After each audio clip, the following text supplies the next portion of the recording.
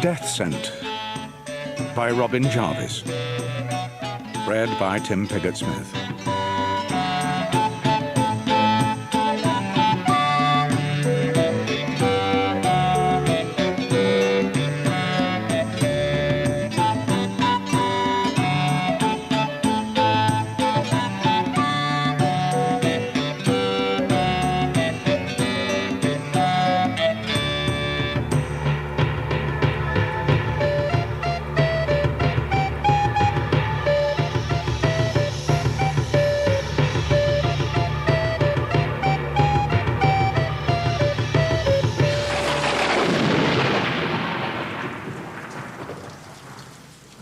Dredging his oars through the churning water, Natty Pikes grumbled under his breath. The pinching cold no longer pained his fingers. All feeling had long since been swept away by the deluge which hammered from the black heavens.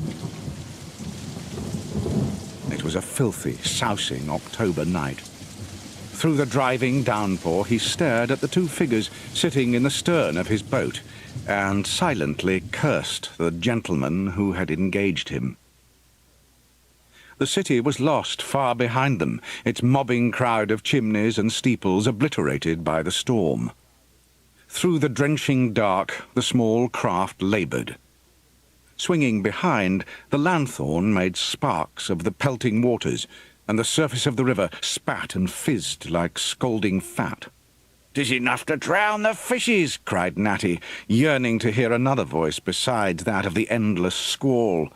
"Quench the fires infernal, this would. Must be an urgent errand to prize you good masters out of doors." His passengers made no reply. Throughout this journey, neither had uttered a word. But Natty Pikes was nobody's fool. The large wooden apothecary box they carried was enough to tell him that they were men of physic, and, judging by their attire, prosperous ones at that. Deeper into that awful night they pressed, until at last new sounds came to Natty's grateful ears. Urgent voices were calling, and turning stiffly, he glimpsed the landing stage of Hampton jutting out into the Thames. Guttering torches were held aloft to guide him, and drawing closer, Natty saw, among that restless gathering, a man of high rank, whose chain of office glittered in the sputtering torchlight. Only when one of the palace guards hurried down the river steps to hold the craft steady did the waterman's passengers stir. Binding their cloaks even more tightly about their shoulders and taking up the apothecary box, they rose. Over the stone stairs, the hems of their dark, concealing mantles went sweeping as they ascended to the landing stage. "Good night to you, masters," Natty called, reminding them he had not been paid. The figures halted. One of them turned, and a gloved hand appeared from the cloak's heavy folds. Winking bright and yellow, a coin came spinning down to splash inside the boat. The waterman snatched it up. "A sovereign," he declared, incredulous. "Black my eyes and call me a stinking Spaniard. A real whole sovereign. Thank you, masters, thank you, and bless you." But the strangers were already striding away, led by the man of rank and the sour-faced guards. Natty watched them march towards the great palace, its vast shape rising black and blind into the pelting night. Then, putting the sovereign to his lips, Natty kissed it, and began the long journey back to London.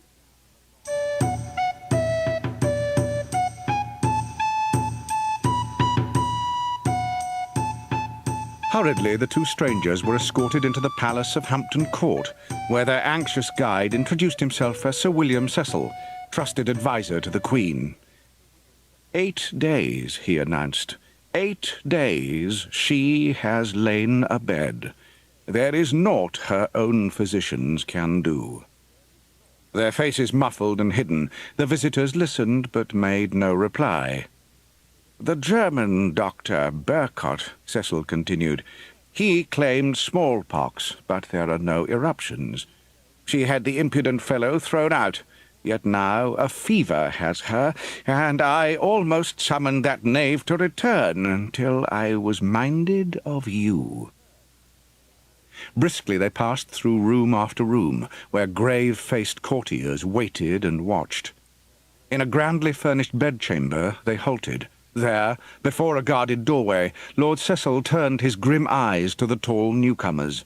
"Gentlemen," he said solemnly, "into your care I entrust the hopes of her subjects.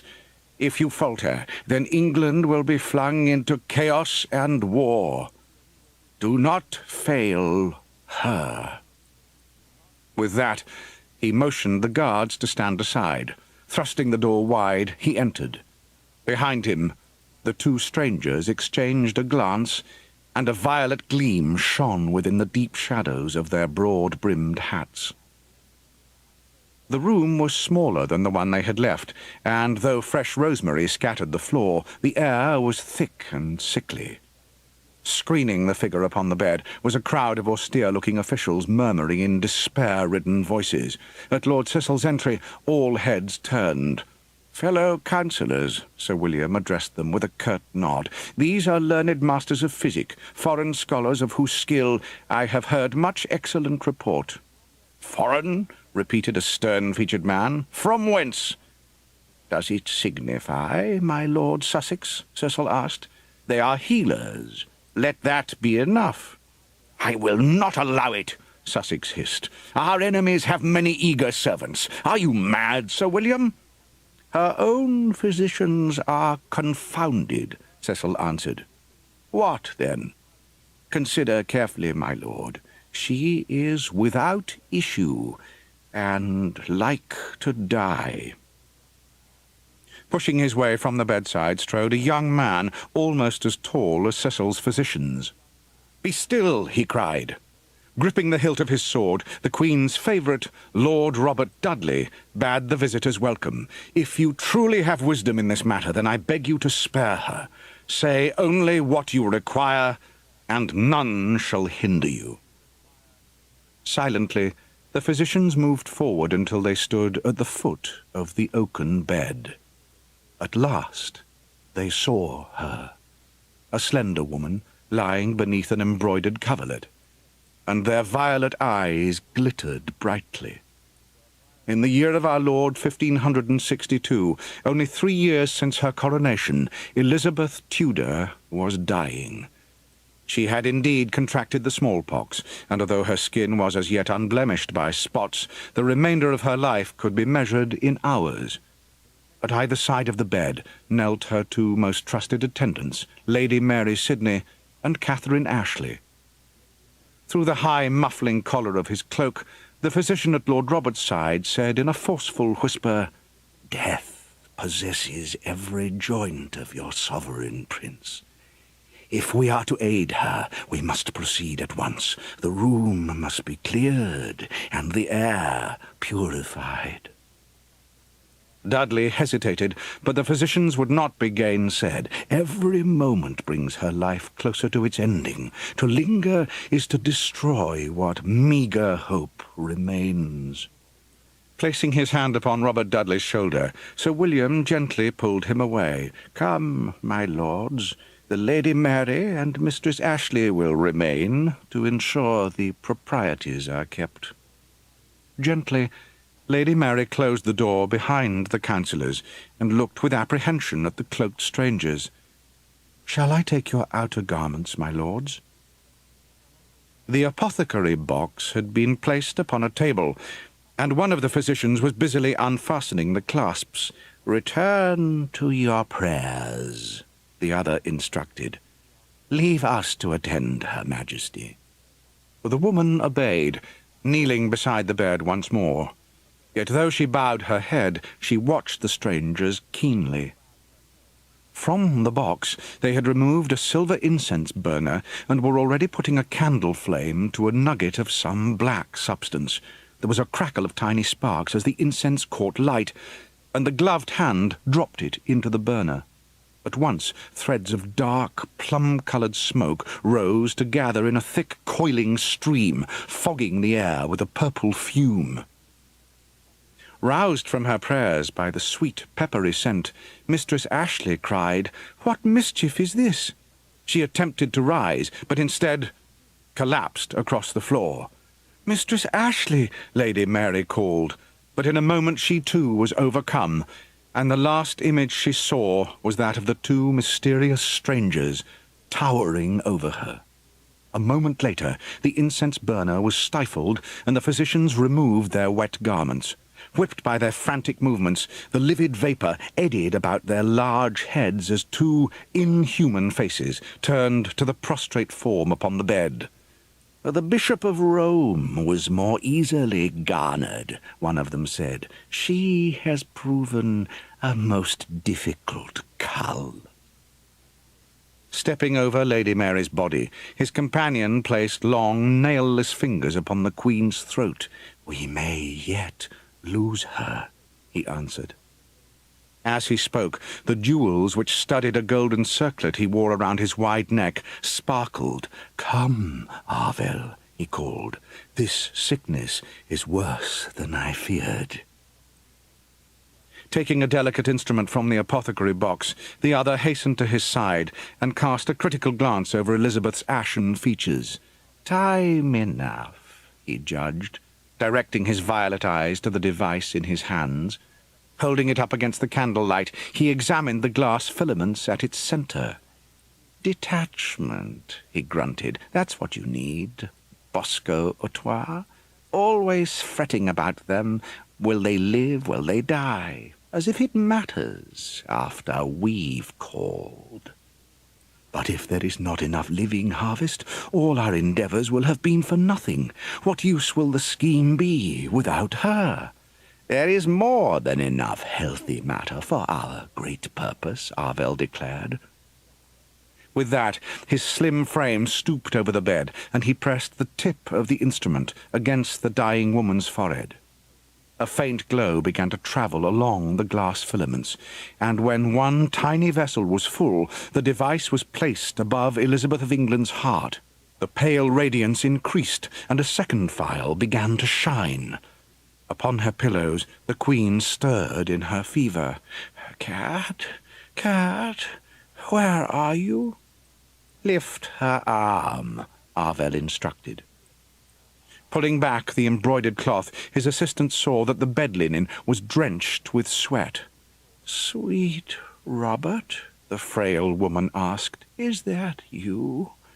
Where are my own dear eyes?" "Delirium," Arvel said, pushing the instrument into her shivering palm. Holding that fragile hand, Bosco Autois stroked the elegant, tapering fingers. At that moment her eyes blinked open, and the dark, wild pupils stared up at the flat-faced creatures bending over her.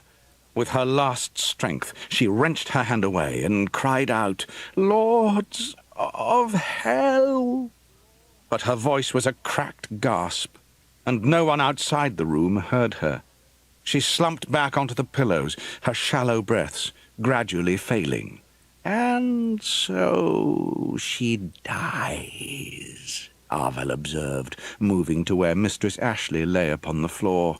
"The attendants as well, I think. We must be thorough. I hope the box is recording everything in sufficient detail. Have you seen those miniatures over there? Exquisite. They're so inventive, aren't they? Give the box a tap, would you, just to make certain."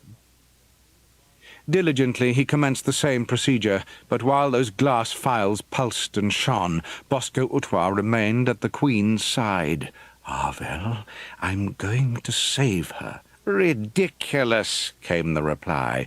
"We are not charged to deny them death. Garner and record. That's all." "But it is the simplest of remedies." Returning Mistress Ashley's hand to her side, Arvel rose and jabbed a long finger at his assistant. "You showed no such compassion for the Spanish ambassador, nor for any of the others. Why now?"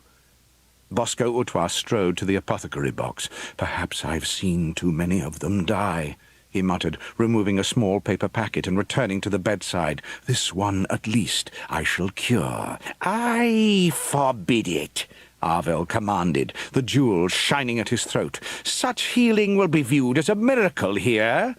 Bosco Utwa was not listening. From the packet, he took a tiny, soft disc and pressed it against the skin behind the Queen's ear. "It is done," he said quietly. "Her Majesty will recover." "You overreach yourself," Arvel spat in outrage. "Her true life is yet to begin, far from here. That is where her real destiny lies. That is what matters, not this ephemeral sphere." The assistant crouched next to Mistress Ashley and fingered another disc. "No more!" protested Arvel. "She has been exposed to the infection," Bosco Utwa said simply. "You had best garner the Lady Sydney before I put the remedy upon her." Infuriated, Arvel pressed the glass instrument to Lady Mary's brow, but the woman groaned and turned her head away. Again he tried, but she pushed the device from her. "I cannot continue," Arvel declared. "She will awaken if I persist." With a third small disc ready in his hand, Bosco Utwa came forward. "No time for that," Arvel warned, irritably knocking the cure from his assistant's fingers and snatching the packet away. "She is reviving. We must be gone. Don your outer garments. Quickly." Returning everything to the apothecary box, he swept up his rain-sodden cloak and hat. Unhappily, his assistant did the same, and presently their outlandish features were concealed once more. Pulling on their gloves, they moved towards the door.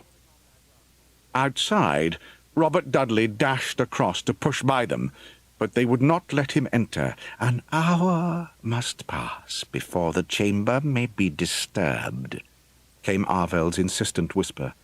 "The purgative we have set to smoulder must do its work without interruption. Mistress Ashley and Lady Mary are versed in what should be done, and we must depart. There are medicines we must bring before daybreak." "Does it require the pair of you to fetch them?" asked the suspicious Sussex. "Indeed," Arvel insisted. "There is a great deal of preparation involved. 4 hands may barely have sufficient time." "Let the gentleman be," Cecil demanded. "You seek for conspiracy and treason in every corner." Scowling, Lord Sussex backed away, and Cecil escorted the cloaked strangers towards the long gallery which led to the main staircase. "Till before the dawn, then," he said. "Let us hope the new day will bring us glad and hopeful news." The physicians bowed, but in that instant there came a terrified scream from the Queen's bedchamber. "Mary!" Lord Robert cried and flung the door open. "God's blood! What is this?" Lady Mary Sydney was staggering around the room, shaken and afraid. Leaping into the chamber, Dudley rushed to the bedside where the Queen appeared as pale and as near to death as ever, then flew out of the room, tearing his sword from its sheath. "Hold those men!" he yelled. Arvel and Bosco Utwa were already fleeing for their lives. "Assassins!" Lord Robert roared, herring after them, while Sussex and the other nobles fell in behind. "Stop them! Guards! Seize them!" A company of guards came bursting into the hall. Swords and spears raised, they swarmed up to meet the strangers. Clutching hold of the banister, Arvel and Bosco Utwa slithered to a halt. "Back!" Arvel shouted, retracing their galloping strides. "Back! Up! Up!" His assistant had never known such fear before. He understood too well what kind of barbaric punishments these creatures meted out to those they considered their enemies. He had seen the spikes of London Bridge, adorned with the victims' heads and limbs. "Where now?" he gasped. But Arvel was already hastening down a narrow corridor, away to the left. "After me! There may yet be a chance, if we can only reach it!" The corridor was dimly lit by solitary candles, their thin flames wavering in the chill draughts. Bosco Utwa saw several doors lining the passage, but Arvel ignored them and hurried on. Ferocious shouts were trumpeting behind. "We have them!" Lord Robert's furious voice bellowed. Even as the words echoed through the corridor, Arvel threw himself into a doorway and dragged his assistant in after, slamming the door. "There's no way out of here," the assistant blurted. "No window and no other exit. We're trapped." The door juddered violently. "Come out of there, craven filth!" Lord Sussex demanded. Bosco Autois shook his head in misery. "Just like rats caught in a hole," he snivelled as the pounding blows increased. "A musical hole," Arvel noted, for he had discovered a number of instruments in the far corner. Discordant jangling interrupted Bosco Autois' despair as Arvel began dragging a clavichord across the room to prop against the door. From then on, every hammering blow was accompanied by a clangorous riot of notes. Arvel laughed and ran to pick up the rush light. Bearing the petty flame aloft, he dashed to the fireplace. "Did I not tell you that it pays to be thorough?" he cried. "For 29 years this has been here, waiting for such an emergency. Behold, Bosco Autois, here is our escape route." The relief which flooded over his assistant was overwhelming. Beneath the high collar of his cloak, a wide smile spread across his long face when he gazed gladly upon the mirror which hung above the mantel. In the passageway, Sussex and Dudley had stepped aside to allow the burliest of the guards to throw their weight against the door. There was a tremendous crash as a powerful kick sent the door ripping from its hinges. But no one went charging inside, and many crossed themselves in the manner of the old religion. From that windowless room, brilliant colours were pouring, and a kaleidoscope of burning images radiated from the splintered entrance like dazzling sunshine streaming through a cathedral window. Squinting, Lord Robert saw innumerable visions of the villainous physicians. Over every surface their fractured likenesses flashed and flared, but even as he marvelled, the wonder vanished, and all was dark once more. Bewildered, Dudley and Sussex stepped through the doorway, but the chamber was empty. "Where are they?" snapped Sir William, pushing his way through. Staring into the shadows, Lord Robert could only shake his head. "I know not," he said softly. "It seemed to me I viewed them as if through the heart of a great faceted jewel, and then they were gone." Robert Dudley sheathed his sword. In all the years that were left to him, he never spoke of that night again, not even to his precious Elizabeth.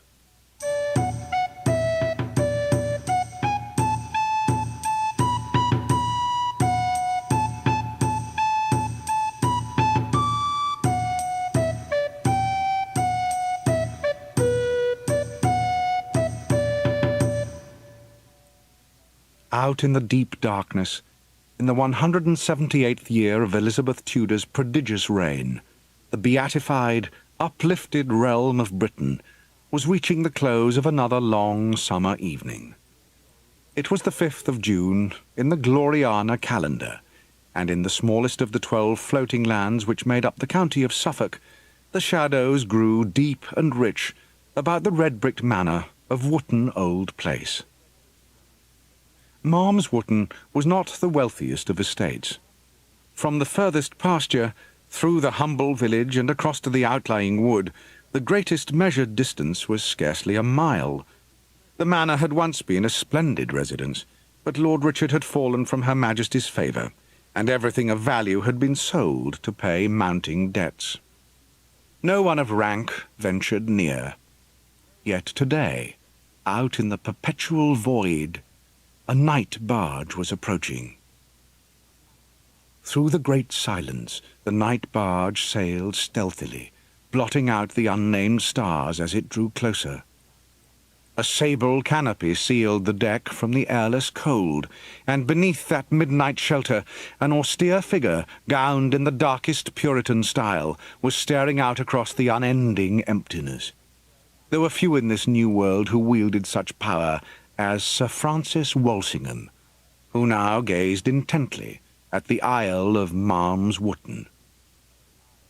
The impoverished estate was enclosed by a protective firmament. Outside the window of the night barge it scrolled by at a ponderous pace.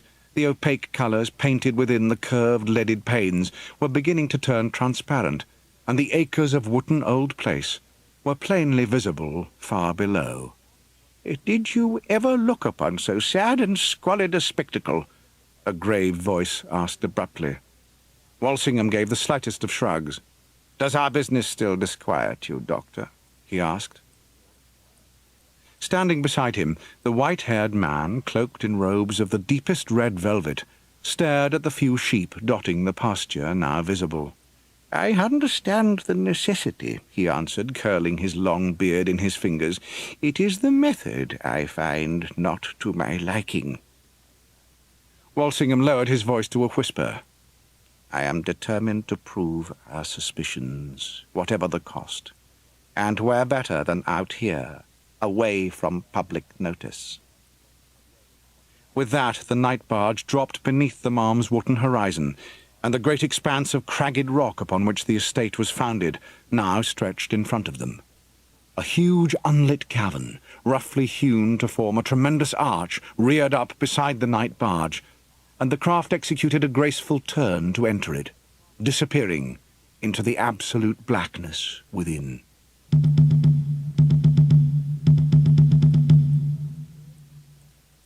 "You stupid fat pig," the young apprentice called. "Come out of there this instant!" A bass grunt of protest came wheezing from the sty's low brick entrance. "Adam," a voice yelled from the stables, "stop idling out there and fetch it in at once." Adam of the Cogs, or Cog Adam as he was generally known, decided there was only one thing for it. "Obstinate old sulker," he grumbled, vaulting over the piggery fence. "If you won't come out, I'm coming in." Crouching, he barged into the straw-scented darkness, and immediately old Temperance, the great sow of Wootton Old Place, sent up a snorting uproar as Adam caught Suet, one of the two piglets. "Stop that wriggling," the apprentice said sharply. Jiggling and squirming, Suet squealed again, but Adam gripped it firmly and clambered over the piggery fence, pausing to look up at the darkening sky. At the highest point of the leaded firmament, the panes had become completely clear, and the first gleaming stars were pricking through. "All them little lights," he declared. "One day I'm going to learn what each is called. Even name a few, maybe." Then he went running on his scrawny legs over to the stables. Old Temperance came trundling from the pigsty, followed closely by her remaining piglet, Flitch. The eyes which peered across the yard were lenses of polished glass set into a roughly carved wooden head, for old Temperance was not a living creature. In these uplifted lands there were no beasts of flesh and blood, except for man himself. The stables, which had once housed the finest mechanical horses of the realm, were now reduced to common workshops. To bolster his floundering fortunes, Lord Richard Wootton had been compelled to take in the broken and defective animals of neighbouring estates. Here, under the guidance of Master Edwin Dritchley, a man most learned in motive science, Adam and two other apprentices executed repairs. 14 years it's been," Master Dritchley grumbled under his breath. 14. Now all of a sudden I'm expected to put those old gleemen back together and make them fit to be heard. Huh. The last of Richard Wootton's finest mechanicals were two life-size mannequins, a lutenist and a recorder player, unused for many years, and Master Edwin was commanded to fetch them out and prepare them for a performance that evening. Master Edwin groaned loudly.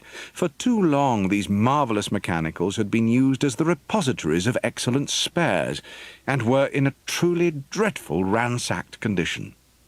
For the whole of the afternoon the apprentices had toiled unceasingly to replace plundered cogs and levers, and Master Dritchley's wife took time away from the kitchen to beat the dust out of the mechanicals' costumes and sew up the holes.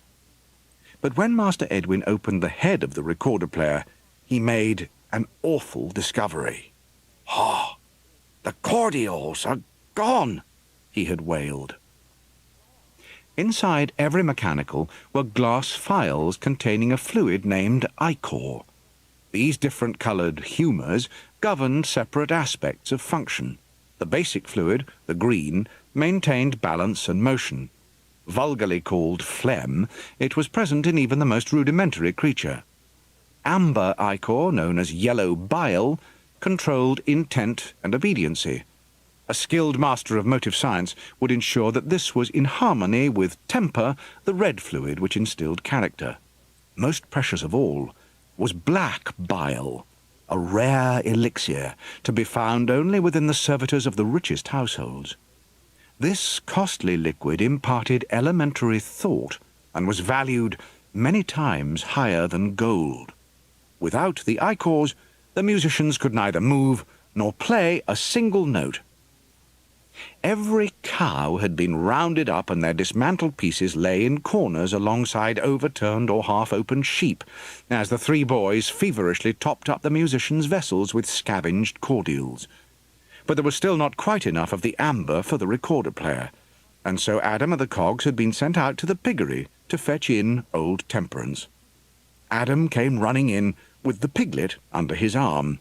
"I couldn't get old Temperance out of the sty," he explained, "so I brought Suet instead." Taking the piglet from under his arm, Adam placed it upon the wide workbench. Before Suet could begin to squeak a protest, it was whirled around, and the oldest of the apprentices, Jack Fly, pressed the wooden crest chiselled upon its back. In that instant, the piglet's struggles ceased. "Ah, thank you, Jack," Master Edwin sighed. Take out the cordial, and we can lug the gleemen across to the manor house." At 17 years of age, Jack Fly was a serious young man, determined in his ambition to possess his own workshop one day. Adam and Henry, some years younger, watched in respectful silence as he measured several drops of Suet's ichor into a larger glass vessel, already swilling with yellow bile. "There," he breathed. "This fellow's ready to toot until his bellows bust. Let's just hope they'll play in tune after all these years." May God and the heavenly spheres permit it," Master Edwin said, "for there's no time to test them." Bidding Henry and Adam to follow them with the actual instruments, Master Edwin and Jack lifted the musicians and marched from the workshop. Adam clambered up to the hayloft and reappeared a moment later, carrying a large recorder and a very dusty lute. "One of the strings is broken," he said. "Do you think it matters?" "Listen, Coggy," Henry laughed. "The less strings the better. Less racket, see? I'll be amazed if them mechanicals can hold the instruments, never mind a tune." Leaving the stables, Adam stared along the dusty road that led to the village. "They're here," he murmured. "Lord Richard's guests. 5 horses, but only 4 riders. I wonder who they are." The riders were very near now, and even in the gloom the boys could see that their horses were infinitely superior to anything they had ever seen. Fashioned from black steel, they were elegant and powerful, and the boys gawped at them. Yet there was one even greater than the rest. It was a whole hand taller, and the mane and tail were of the finest silken fibres. In the obsidian globes of its eyes there gleamed a fierce intelligence, and both Henry and Adam guessed that somewhere within that fabulous steed there was undoubtedly a quantity of black ichor. The oak door of Wootton Old Place creaked open, and framed in the entrance, Lord Richard Wootton stared at the faces of his guests and wished he had quaffed a cup of wine before meeting them. There, upon that splendid horse, was Sir Francis Walsingham, his mirthless face ringed by the white circle of his ruff. What could that calculating old spider want here? He did not recognize 2 of the others, but guessed that the one closest to Sir Francis was undoubtedly his personal secretary, while a sullen-faced man dressed in russets was his groom. The 4th man Lord Richard knew very well. "Welcome, my Lord Walsingham," he called, walking towards them. "I am deeply honoured by this visit. I'm afraid the message I received made no mention of whom I was to expect." "That is because I did not want you to know," came the disconcerting answer, as Walsingham dismounted and strode rudely away to enter the manor house. "A most tiring journey," the secretary said hastily. "You must pardon my lord's abrupt manner." Lord Richard was hardly paying attention. He turned to the man he had recognized. "And you, Doctor? Why are you here? Have you ceased casting horoscopes and conversing with angels?" Dr. John Dee had the grace to look away. Adam and the cogs watched them enter the manor, but on the topmost step Dr. Dee paused and stared back at him. The boy shuddered under the intense scrutiny before the elderly stranger followed Lord Richard inside. "I wouldn't sleep easy this night if I were you, boy," the groom chuckled unpleasantly.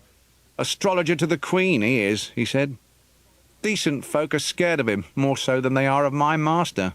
They say he digs up corpses, and by his wicked arts speaks with the dead." Henry snapped his fingers in disbelief. "Donkey warts," he said. Adam managed a feeble laugh, but he did not like the look of the groom, whose mouth twisted into an arrogant sneer. "Now then, where are my master's steeds to be housed?" Adam returned the hostile stare. "There's the barn, yonder." "The barn? Have you no proper stable?" The boys shook their heads. Strolling forward for a better view of the most magnificent horse, Henry asked, "What are the innards like, eh? How many pendulums do it have, and how big are the cordial vessels?" "Don't you even think of coming no closer," the groom growled. "If anyone touches these fine beasts, Jenks will cut their throats for 'em." Leaving the threat hanging in the air, he led the mechanical horses over to the barn, while the two apprentices raced into the manor house. And the coming tragedy was set in motion.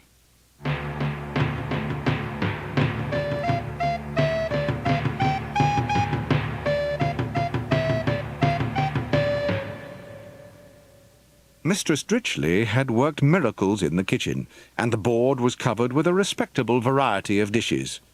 Pray, commence and help yourselves," Lord Richard encouraged.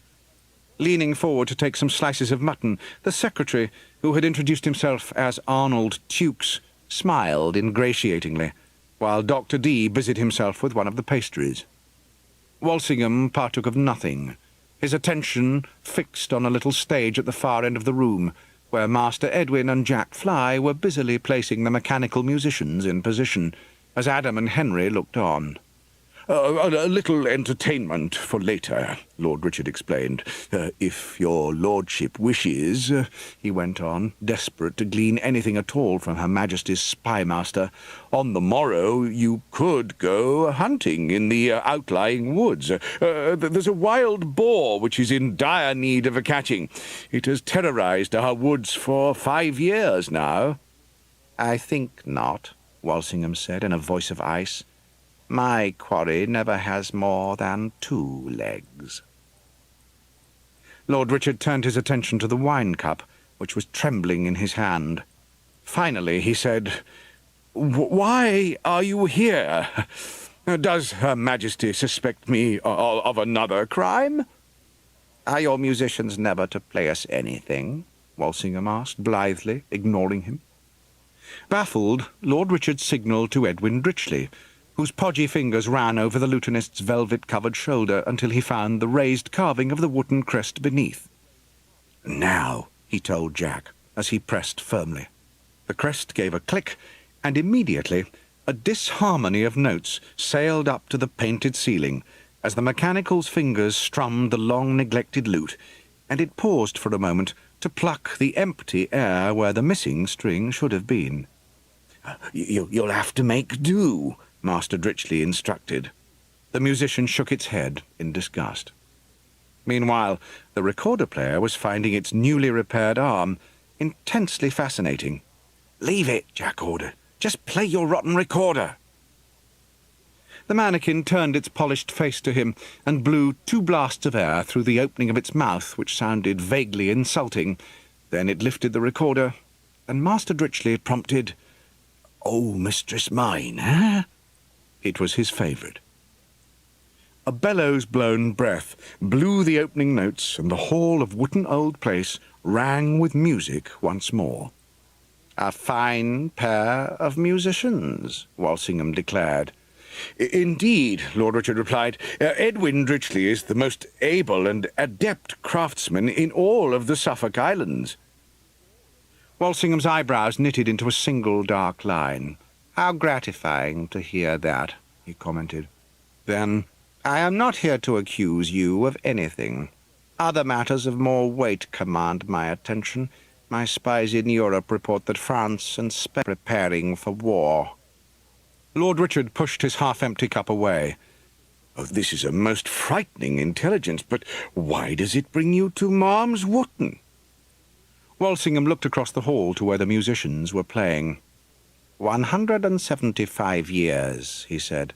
That is how long we have been in this uplifted realm, out here in the deep darkness. During that time there have been no major wars. Who then can say what manner of contest such strife would be? I cannot. If we are to win through, then we must be ready. As he spoke, the music ceased. From the lutenist came a creak of metal, and with a judder the mechanical stopped moving. Master Dritchley attended to it at one time. The other musician recommenced, "Oh, mistress mine."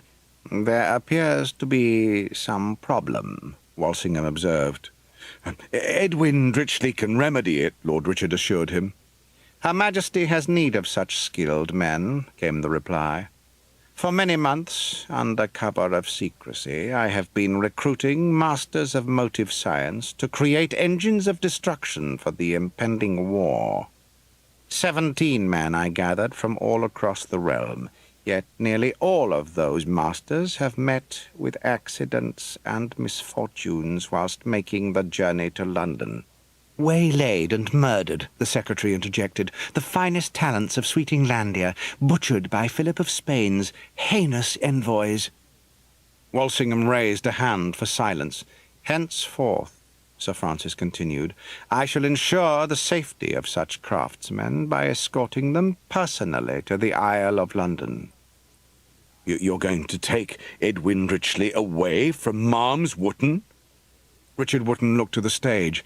Without Edwin Dritchley, the sole income of Malm's Wootton would disappear. But that was not the impoverished lord's first thought. What of his wife, he asked. Will she be permitted to accompany him? "If he wishes."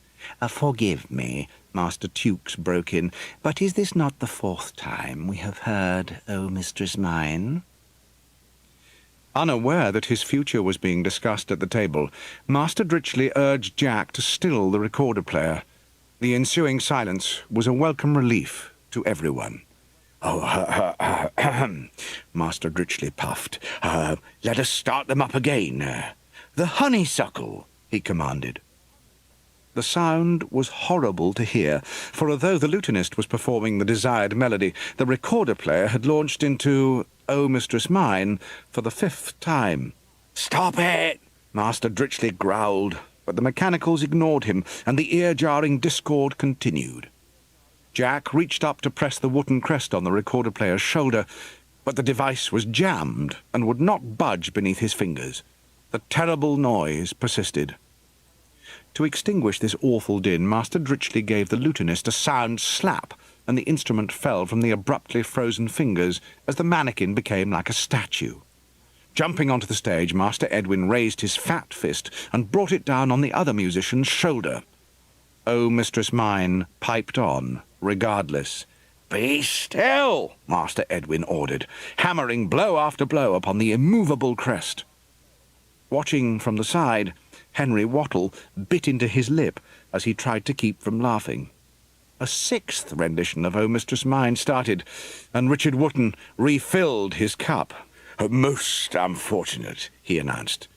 If the ridiculous scene continued, Sir Francis might have second thoughts about removing Edwin Dritchley to London. Suddenly the music stopped, for in desperation Master Edwin wrenched the recorder away, leaving the mechanical to blow only upon its twitching fingers. "Let that learn you," the man hissed. The brass head turned to him, and to his astonishment emitted a low "mmm." Master Dritchley blinked, and the musician snatched the recorder back from him. The all-too-familiar tune piped up again, louder and more shrill this time. "Be quiet!" Master Dritchley bawled, grabbing it by the throat and dragging the minstrel from the stage. The velvet-clad arms flailed wildly, and the raucous notes squealed to a stop when the instrument was jolted from its grasp by Edwin's violent shaking. "Back to the workshops!" he cried. The sight was too much for Henry. Clutching his stomach, the boy sobbed with laughter. Striding backwards, holding the recorder player aloft, Master Dritchley's boot came down through the lute, which slid along the ground. Edwin went tumbling through the air, with the musician crashing on top of him. Henry Wattle's shriek of exploding glee could be heard throughout the manor house. "Get it off!" Master Dritchley yelled. It is completely deranged!"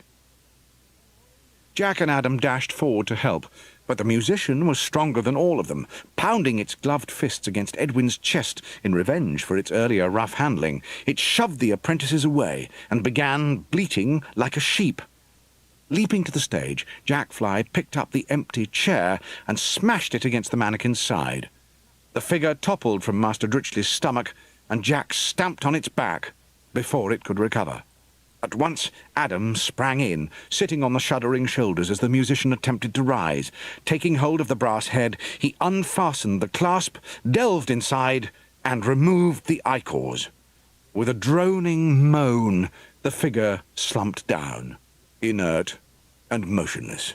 Good work, Cog Adam," Master Dritchley huffed breathlessly. "Help Jack take it to the stables, and give young Wattle a kick to halt his hooting." In disgusted silence, Walsingham watched the musicians being carried from the hall. "A highly unusual diversion," Master Tukes offered, not knowing what else to say. Dr. D turned to Sir Francis. "I propose we take the boy with us instead," he stated wryly. "At least the lad knew how to put a stop to that absurd spectacle." Walsingham rose from his chair. "I have witnessed enough disgraceful nonsense this night. See that Edwin Dritchley knows of our plan. We leave at dawn." His secretary followed him from the hall, but before Dr. D accompanied them, he looked long at Lord Richard. "Can you forgive me?" he asked. "For this final privation?" Lord Richard said. "Somehow we will manage."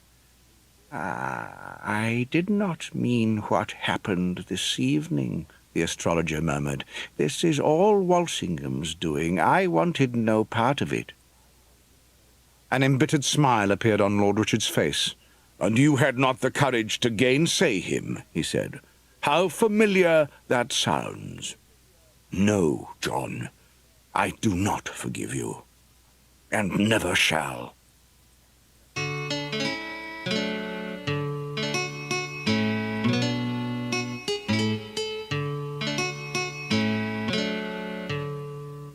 An hour later, the deed was done.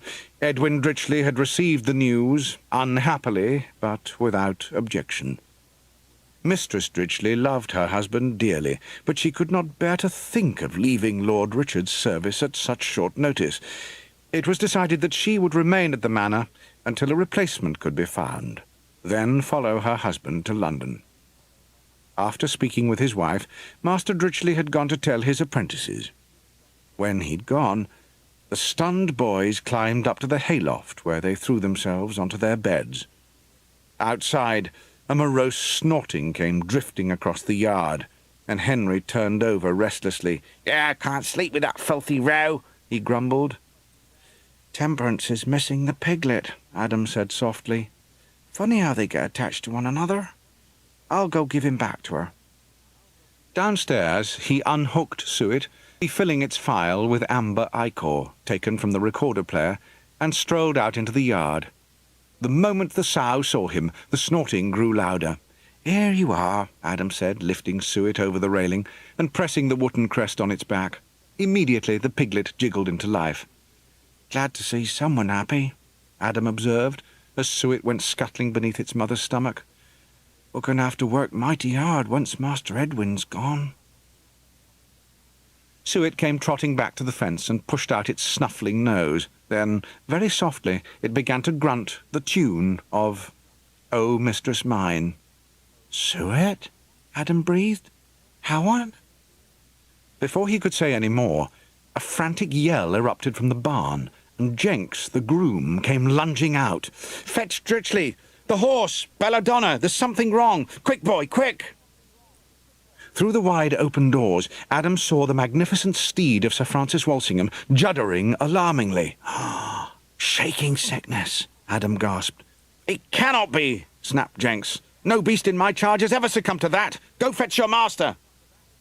Adam raced to the manor house. Shaking sickness was a rare, unexplained condition, and once a mechanical fell victim to it, there was absolutely no hope of redemption. Every piece of internal working had to be completely scrapped and melted down. Even the ichors had to be destroyed, in case they infected another creation. Roused by the clamour, Jack and Henry came running, just as Belladonna, throwing back her fabulous head, gave a ghastly scream. "Heavens, pickle and capers!" Edwin Dritchley exclaimed, pushing past the gawping boys. "Never in all my—" Jenks whirled around. "Save her!" he demanded. "Dritchley, you must!" With a clash of gears and whining metal, the horse bolted forward, smoke steaming from its nostrils. The nightmare raged straight for Edwin Dritchley, then reared high and brought its bronze hooves plunging down. "No!" Adam yelled as Belladonna trounced and pounded, tossing her buckled head and flicking her tail in a frenzied, murderous dance. Rivers of deep blue vapour were flooding from the horse's mouth, and within its mad, prancing frame, bright flashes of fire crackled. With its bronze hooves steeped in Master Dritchley's blood, the horse reeled away from the man's broken body, then fell to the ground with a tremendous crash. The interior of the barn bounced with light as sharp tongues of flame lapped around the fallen beast. At the threshold, the most learned master of motive science in Suffolk was dead, and for several moments the people who had gathered around were too aghast to utter a word.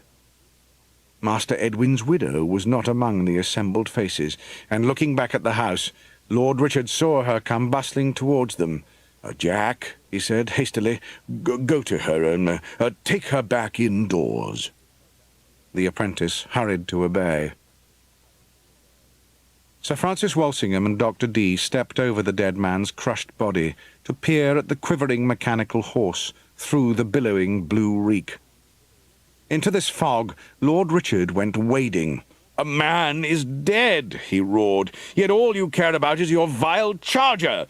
What manner of ice-blooded creature are you? This tragedy would never have happened if it were not for you."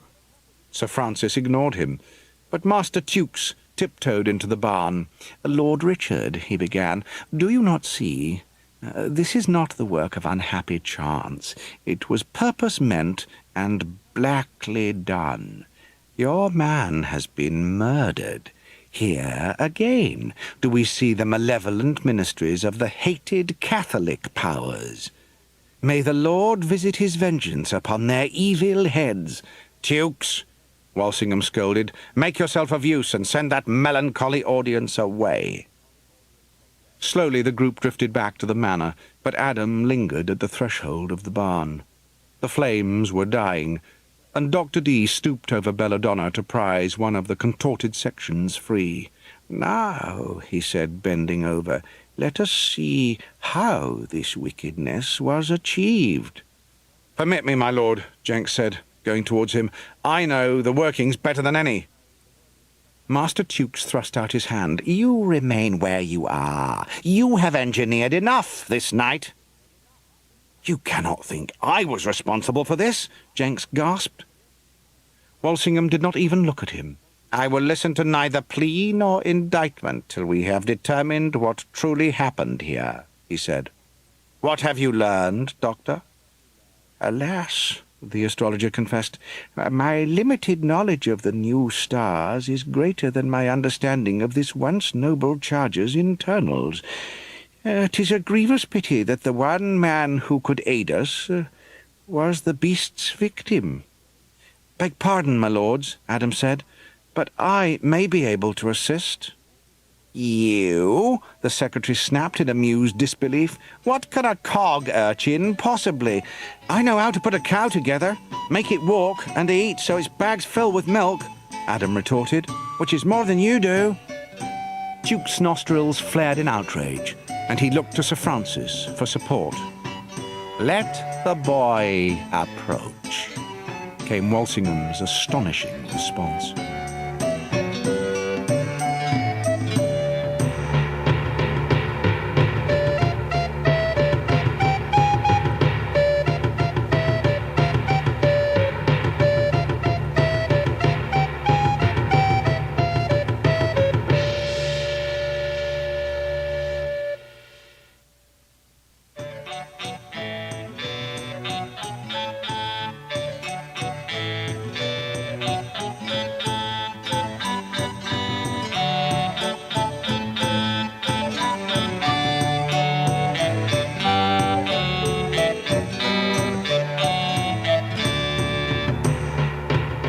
Adam crossed to where the great mechanical lay upon the ground and knelt before it.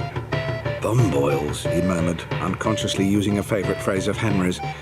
Never in his life had he seen such a mangled confusion of workings. This was no shaking sickness, he declared.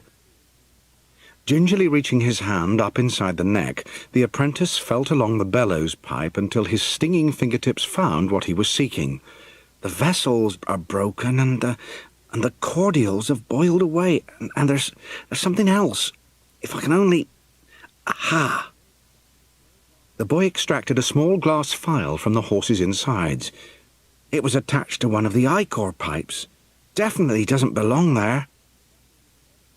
The bottle was spherical in shape, its neck tipped with a barbed silver needle. Inside were the dregs of a dark, indigo-coloured liquid. Dr. D sniffed them tentatively. "Is it as we feared?" asked Walsingham. The astrologer inclined his head. "It is. The enemies of Englandia have contrived a way of distilling a new and deadly ichor." "Then my agents in Europe were correct," Walsingham reflected. "With this mordant liquid, those hostile powers can transform any mechanical into a killing engine." Weighing the glass vessel in his palm, Sir Francis brought his piercing glance to bear upon the groom. "Search him and his belongings." Master Tukes snatched a leather purse from where it hung at the groom's waist and emptied the contents. "Ha!" he proclaimed. "The knave's guilt is proved beyond further doubt." Held between the secretary's fingers was a second phial of glass, identical to the one Adam had discovered, this one full. Jenks stared at the bottle with a look of horror etched into his face, and Dr. D prowled forward.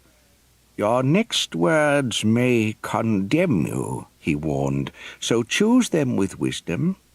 What happened here this night?" Jenks blinked.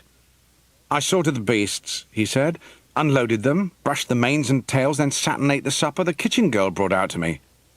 "Is that all?" The groom nodded. "It was then that Belladonna started. A frightful noise she made." No, the astrologer remarked with a disappointed air. "That will never do. I believe you fell asleep and were awakened only when Belladonna began making those horrible sounds. Then some other party may have stolen into this place and tampered with the horse," Walsingham said. "Fanciful nonsense," Master Tukes blurted. "He was the only one here." The doctor gave a chuckle. "Oh, no. Jenks was not alone. There was another. Lantern?" Adam picked up the light that was nearby and offered it to him.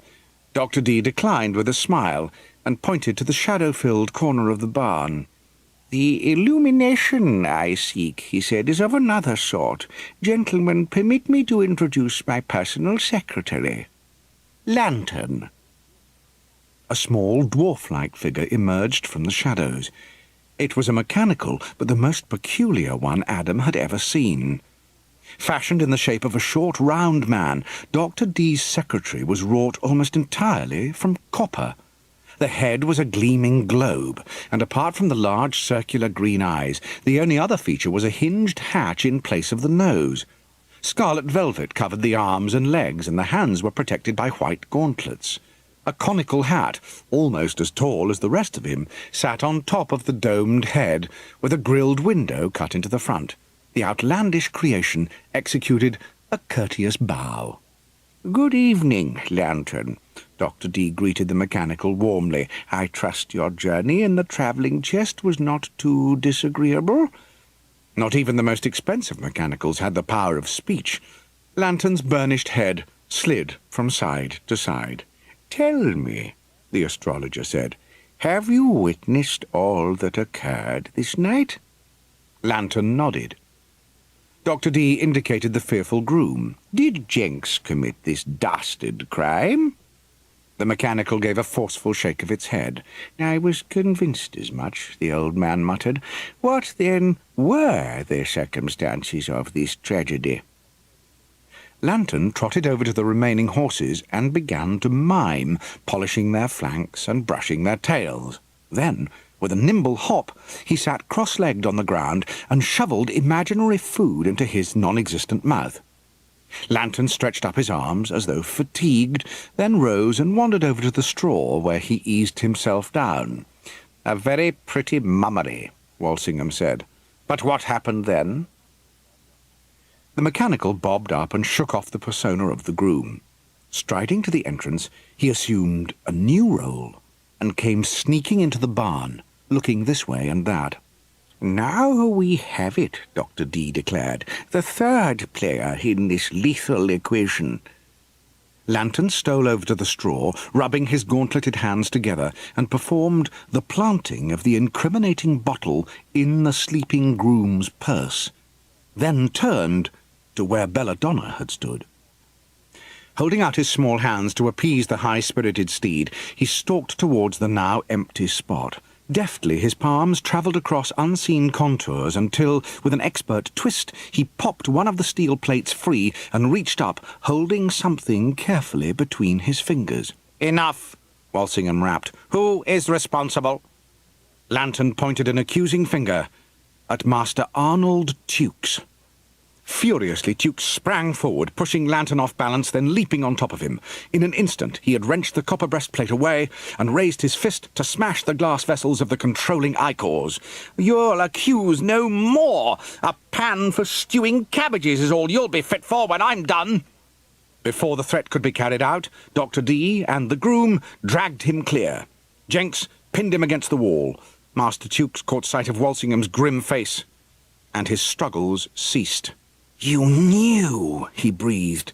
"You have suspected me all along." "Not all along," Walsingham confessed. "But you were indiscreet enough to be observed meeting the Spanish ambassador. Yet I have further proofs than that, and expect many more still." Master Tukes turned pale. "There is no need for torture. I will tell you everything." "Oh, I know, but a tickle of torture will give veracity to your statements, and then—" "Then?" "The tower," Walsingham snarled. "No!" Master Tukes yelled in terror. "Not there! Never!" And with a shriek he stamped violently upon Jenks's foot.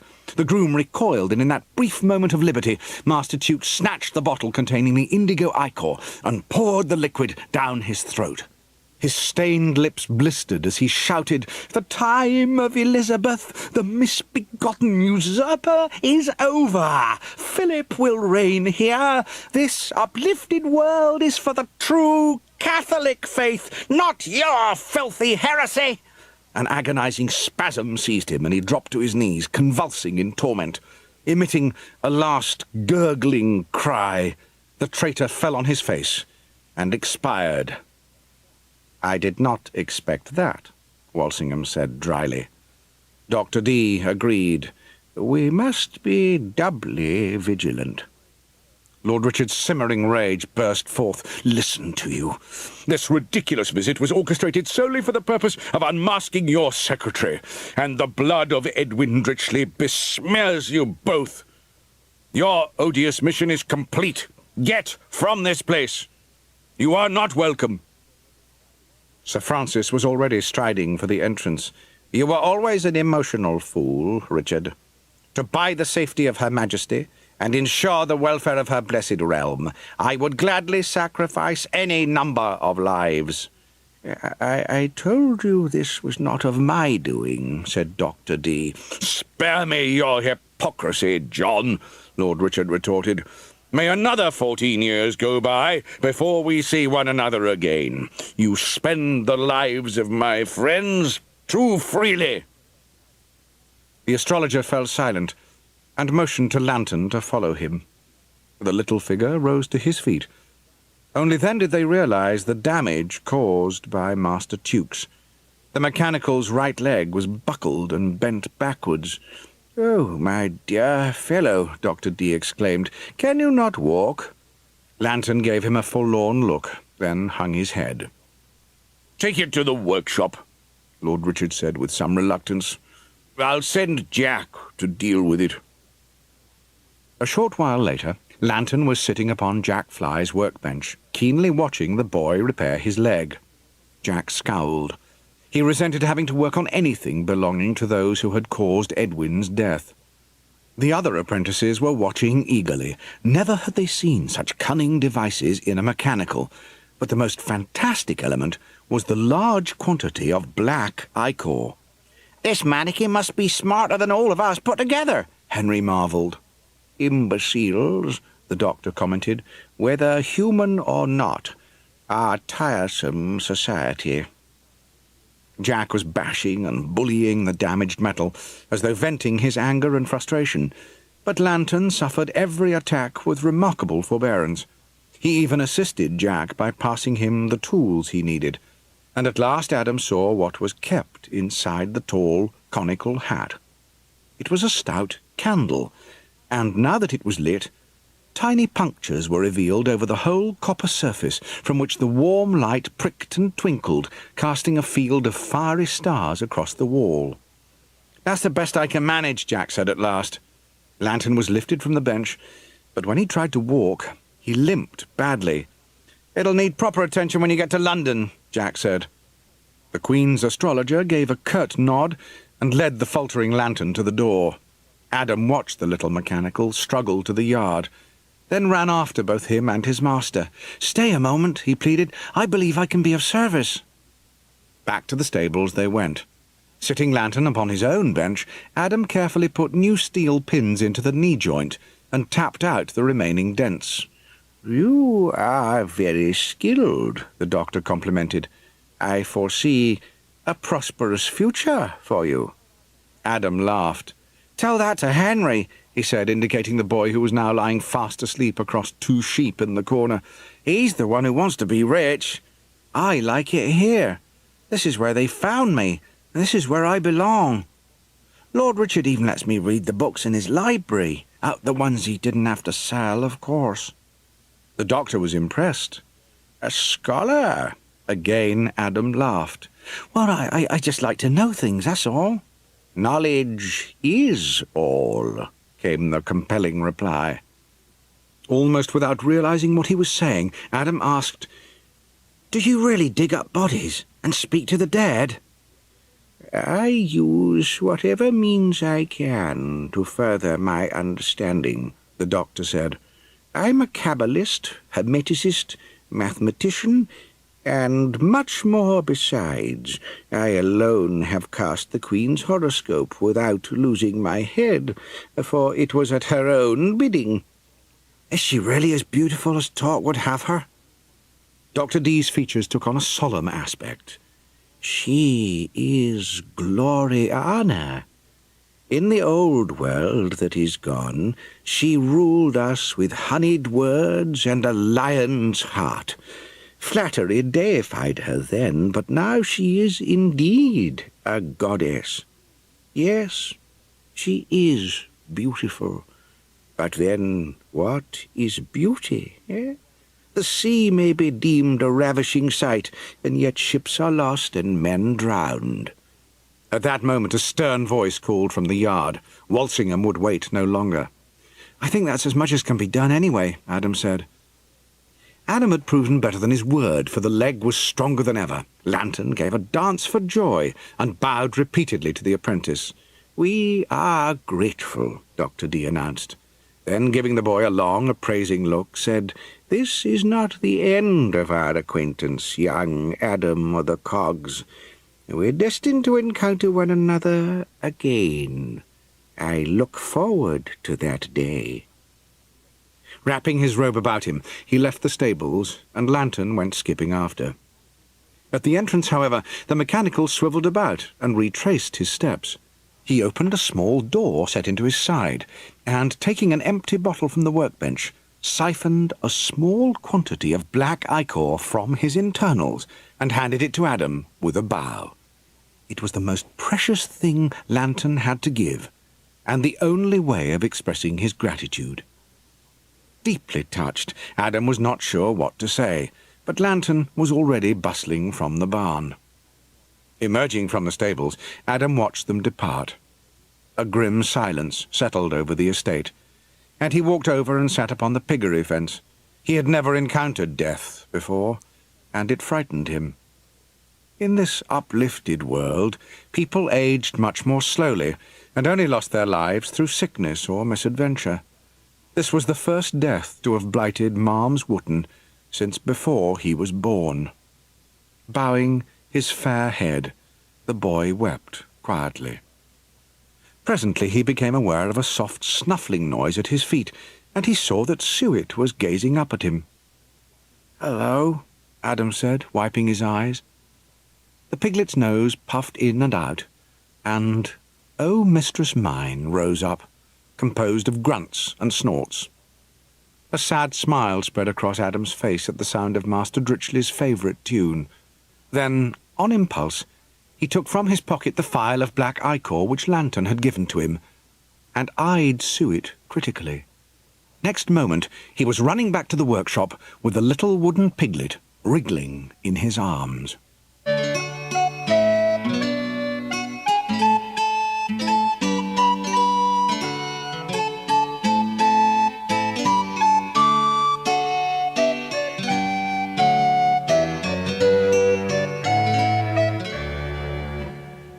In the days that followed, a dejected languor crept into everyone. Jack Fly was daunted by the extra responsibility of Master Dritchley's duties, and though Henry and Adam did their best to help, their minds wandered. One evening Adam was lifting Suet, who now followed him everywhere, over the piggery fence. "Go back in there," he ordered. "I've got to go to sleep, and you don't want to come with me into the loft, do you?" The piglet danced excitedly, so that the boy knew there was nothing the wooden mechanical wanted more. "All right," he submitted. "If I don't say yes, then you'll only start squealing. To think, it wasn't a week ago when you didn't even like me picking you up." Snorting with bliss, Suet jumped into his arms. Before crossing the yard, Adam raised his eyes to the clear panes of the firmament, where the bright stars shone cold and fierce. Above the horizon, the nearest floating isle was a remote black crag. Saxmundham was many times larger than Marm's Wootton, but there was such a gulf between the two uplifted lands that it appeared small enough to fit snugly inside his pocket. Viewing it through half-closed eyes, Adam held up Suet and played games with the beguiling perspective. "Suet the Great," he pronounced, lining the piglet up with the faraway island. "Monstrous enemy from the outer darkness, come to trample and destroy. Oh, spare us, oh, colossal fiend!" The mechanical snuffled gently while paddling the empty air with its trotters. Adam laughed. "Come on, you terror," he said. "Time to sleep." Suet, still looking up at the glittering heavens, gave a fearful grunt. Adam glanced up once more. Out in the eternal void, one of the celestial lights was travelling across the sky with astonishing speed. Across the stark heavens, the mysterious object came blazing, swerving and spinning, growing larger with every passing moment. The apprentice began to grow fearful. The object was plunging directly towards Malm's Wootton. The bursts of light were blinding now, and Wootton Old Place leapt beneath their glare. There was no time to raise an alarm. All Adam could do was blink in the crackling light and hold grimly on to Suet. Then the island of Malm's Wootton shuddered hideously as the fiery missile cannoned into the firmament. There was an explosion of glass and sound, and as shattered panes bombarded the outlying trees, the estate was flooded with flame. A violent gale whipped into existence, and the breath was snatched from Adam's mouth.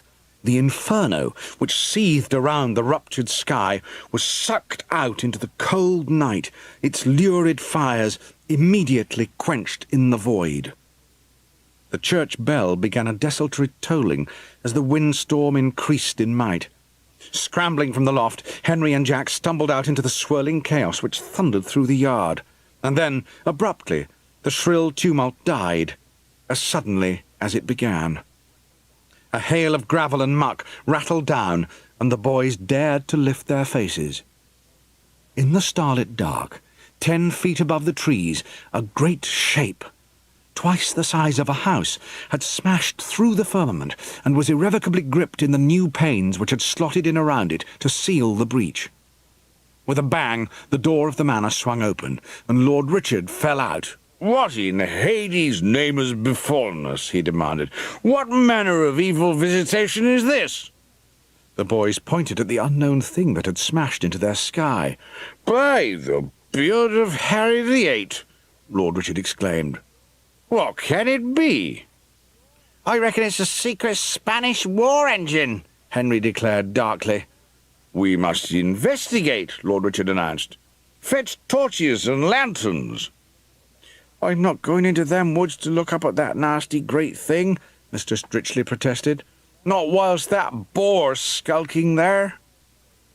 Lord Richard assured her that she could stay behind. "Not that I think we have aught to fear from old Scratch this night," he added. "Beside, here come folk from the village. A formidable band, such as we shall form, will not be pestered by one mad pig." Henry and Adam were brimming with excitement at this midnight excursion. Everyone was muttering about where the fearful device had come from. "'Tis a signal from the Almighty," they told themselves. They had reached the rim of the wood. A little distance away, the immense stone buttresses of the firmament plunged down into the rock upon which the estate was founded. Here, the leaded glass that formed the sky arched over the trees in a shallow curve, before sweeping up to the highest point directly above the manor house. The torchlight shone up into the branching gloom, and every pair of eyes was wide with overwhelming disbelief. There it was, hanging above the tallest oak, a huge, impossible outline which glowed in the warm glare of the flames. Its shape was that of an enormous blunt cone, and only a third of it had crashed through the glass panes, the vast remainder projected out into the empty night. "From what is it made?" Lord Richard murmured. "See how richly it throws back our lights." "Can it be a missile?" Jack asked uncertainly. "I know not what it is," Lord Richard answered. "We must construct a scaffold so that we may ascend to it for a closer examining." "Whatever it is," Adam put in, "it's beautiful." At that moment, a loud crack split the air, and in the side of that huge shape, a large opening suddenly slid into existence, and a shower of crackling sparks came raining down onto the trees below. Adam cried out, "Look! Inside! Look!" Through the new opening, they could see a fiery interior, and within that infernal entrance, a figure came lurching. Silhouetted against the fires, the man-like form clutched at its arm. "He's injured!" Jack exclaimed. Before the words were out of his mouth, the legs of the stranger collapsed, and he tumbled from the burning opening. Down he fell, and with a hideous thud, he hit the earth amid an avalanche of broken twigs and sputtering sparks. Adam rushed forward, with Suet close behind. Beneath the oak tree, the crumpled body lay motionless as the fiery specks dripped down onto his flesh. "Help me!" Adam called. They hurried forward, and the strongest of them dragged the stranger away from the scorching rain. "Easy now," Lord Richard declared. "Let's have a look." Raising their torches, the villagers stared down at the battered and bleeding figure. Astonished cries escaped from each of them. The person they had rescued was not human. Crouching over the body, Jack Fly held a small circle of polished brass over the unsightly mess where he assumed the nose might be, and the faintest film of condensation misted the metal. "There is life!" he exclaimed. "Bring 2 sturdy branches," Lord Richard commanded. "We must make a litter to bear the stranger to the house." "But what is it?" his people asked in fearful wonder.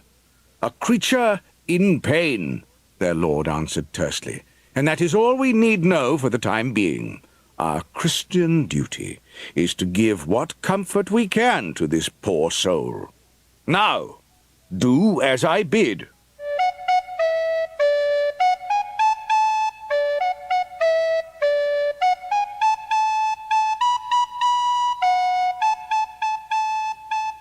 In the manor house, the patient was placed in a 4-poster, while Mistress Dritchley, who showed no reaction to the inhuman visage, attended to his horrific injuries. The only other person she permitted in the bedchamber was Lord Richard. "Is there a hope of survival?" he ventured. "If he lives the night through, it'll be the Lord's doing, not mine," she said. "Such dreadful mutilations. I don't know how his spirit cleaves to him. I really don't." She had mopped up most of the stranger's apricot-coloured blood, but when she scrutinized that unearthly face, she gave a shake of the head. "There's such a quantity of openings and slashes," she sighed. "But bless me, Jesus, if some of them aren't meant." The hue of the stranger's skin was a pale greyish-yellow, yet around the bulging eyes the flesh was pigmented with a dark red flame-like pattern. "Mark the high forehead, my lord," she said. "See you the large slit in the centre of the brow? I've seen no blood flow from there.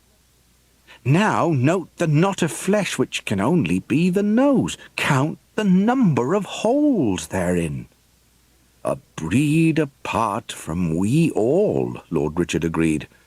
"But concerning that left eye, surely it is beyond aid and healing." The woman tutted with all the sympathy her great heart could offer. "There can be no surer remedies but time and patience. Now, sleep, my lord. I will remain with my charge." Settling herself into a comfortable chair next to the bed, she took up a psalter and whiled away several hours reading psalms. Twice she changed the bandaged wrappings, but when the dawn inched into the sky outside, she was fast asleep. Slowly, the sunlight slanted into the room, and by 7 o'clock it was shining full into the injured stranger's face. A hesitant quivering began to pulse through the inhuman nose. A myriad unfamiliar smells clustered the room. There was the scent of the rushes which strewed the floor, a cloying aroma of warm candle grease, and Mistress Dritchley's personal odour of biscuits mingled with onions. The tang of his own blood. The lid of the undamaged right eye slid open, revealing a lemon-coloured orb in which a green horseshoe-shaped iris flicked about the room. A choked cry sprang from the creature's thin lips and jolted Mistress Dritchley awake. "Praise to him who raised the righteous," she cried, leaning forward to pat the bandaged hand which lay upon the coverlet. "Hush now, no need to be afraid. You've made it through the darkness, my fine foreign fellow. All threats and fears are past. The danger is over." A faint gurgle bubbled in the patient's throat. Then the eye closed, and he slipped back into the death-like sleep.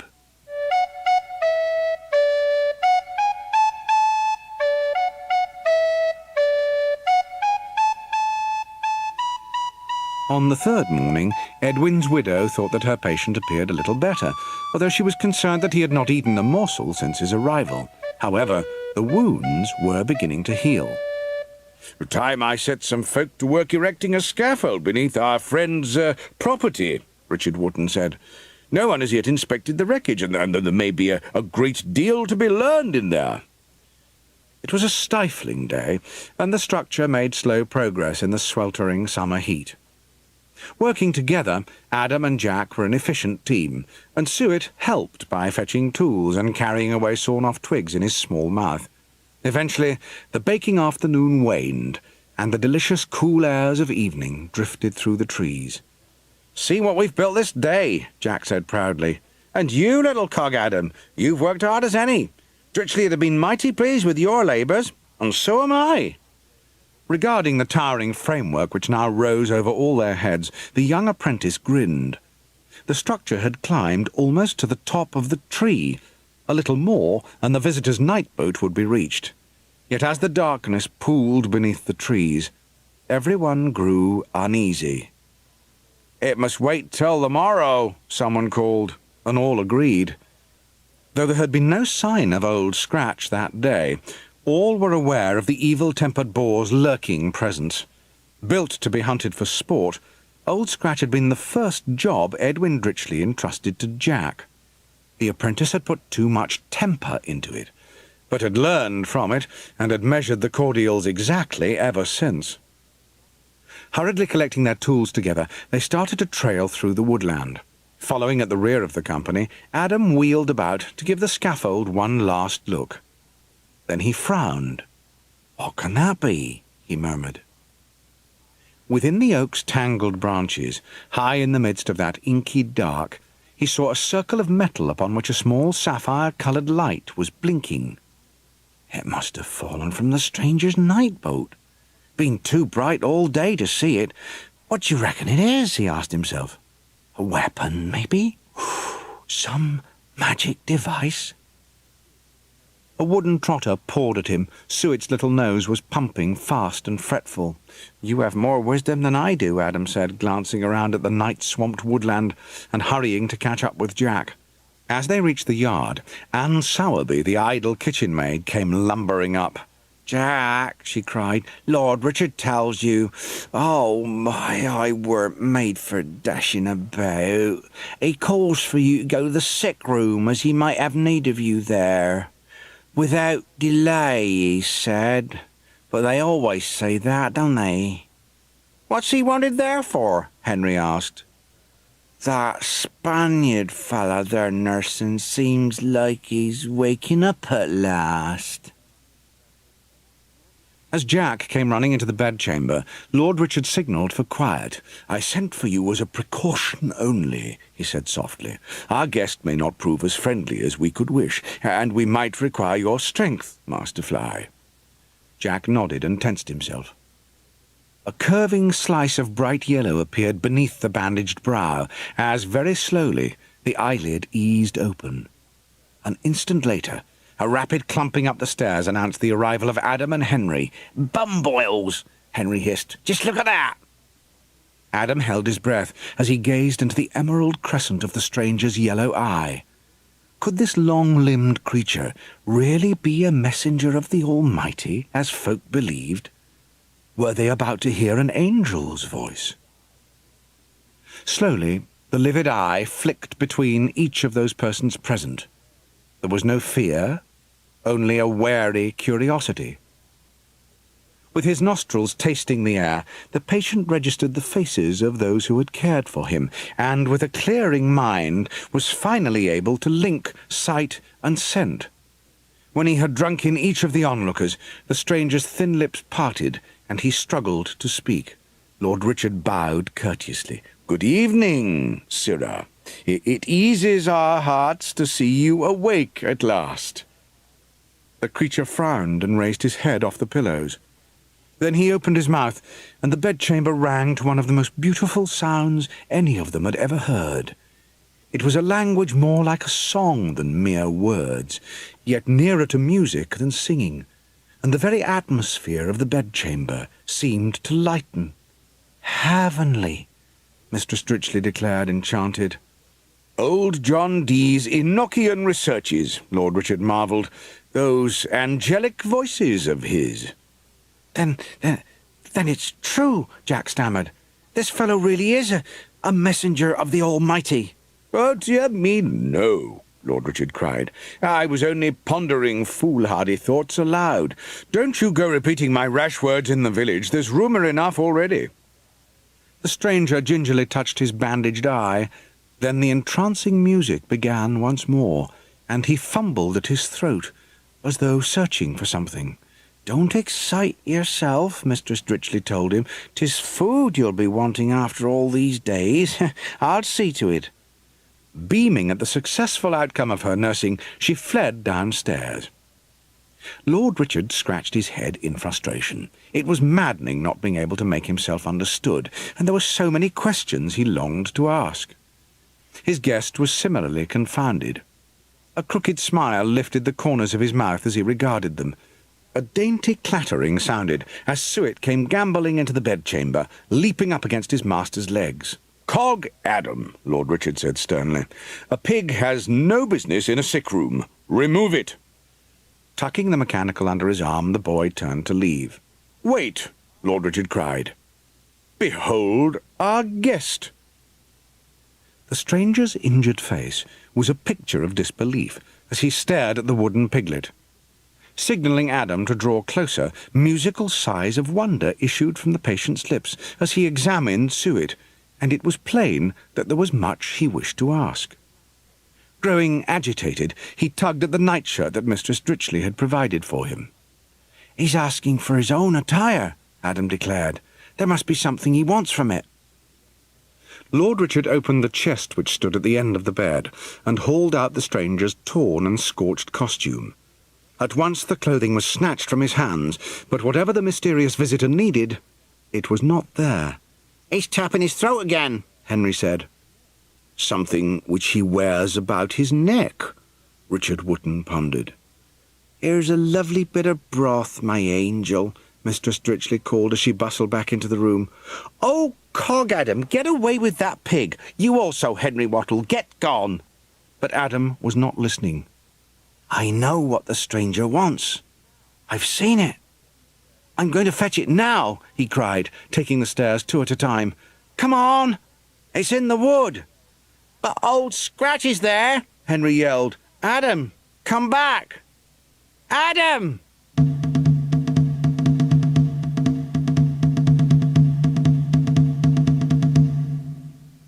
"This is madness!" Henry protested. He'd caught up with Adam in the stables where the boy was arming himself with a strong stick and a hammer. "Stay behind if you're afraid," Adam told him, deliberately nettling the other apprentice's pride. "Suet and me'll go on our own. Whilst I climb the tree, he can keep watch." And brandishing his simple weapons, he marched from the workshop. Cursing, Henry ran after him. With the piglet plodding after them, the 2 boys proceeded into the wood near to where the stranger's night boat was wedged in the buttressed heavens. Adam halted. "Look! Up there!" Through a break in the dense leaf canopy, Henry saw the stark outline of the scaffold rise up against the familiar oak. Within that great tree there beat a small point of blue light. "God spit!" Henry exclaimed. "Did you ever see such a shiny blue acorn? What can it be?" "The thing that the stranger desires," Adam said. At the oak, Adam knelt beside Suet. "Now, you remain here," he instructed. "Keep alert and listen out for you-know-who. If you hear him approach, squeal your loudest." Holding his carved head as high as he was able, Suet watched the 2 apprentices scramble up the oak. Then, making himself look as fierce as possible, the piglet began to patrol around the tree. Far above, Henry had ascended higher than Adam. Neither boy noticed the noise of dry twigs snapping, which made Suet halt. Old Scratch was coming. Suddenly, a fierce shriek blasted through the woodland, and Suet let out a shrill squeal which soared up into the branches. Adam yelled, "Scratch is coming! We have to go!" But Henry Wattle's fingertips were even then stretching out to a circlet of metal caught in the uppermost twigs. Nothing could make him turn back now. Jumping to the ground, Adam was horrified to see that his friend had not yet started down. Suet rushed over to him, and at that moment Old Scratch burst from the undergrowth, shrieking like a demon. Seizing his hammer, Adam stood against the trunk and with quailing nerves beheld the grotesque creature erupt from the foliage. The wild boar was a horrendous spectacle. The face was an unholy image of savage fury, and at some point his snout had smashed in two, leaving viciously splintered jags. Flanking this merciless maw were two solid brass tusks, sharp and bitter. Crimson fires raged behind the slanting glass eyes, and spearing from the boar's broad, humped back were rows of deadly steel bristles.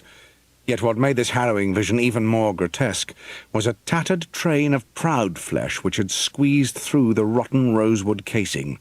The shredded grey mantle was like a filthy, moth-eaten veil, and resembling a squat demonic bride, Old Scratch came, ravening and roaring. Adam's first thought was to climb the tree once more, but there was no way he could accomplish that with Suet, and he could not leave the piglet. With Old Scratch bearing down on them, the boy grabbed up Suet, flung the hammer with all the force that was left in his trembling arm, and fled. The hammer struck the boar above one eye and bounced off. Without checking his speed, Old Scratch stormed on.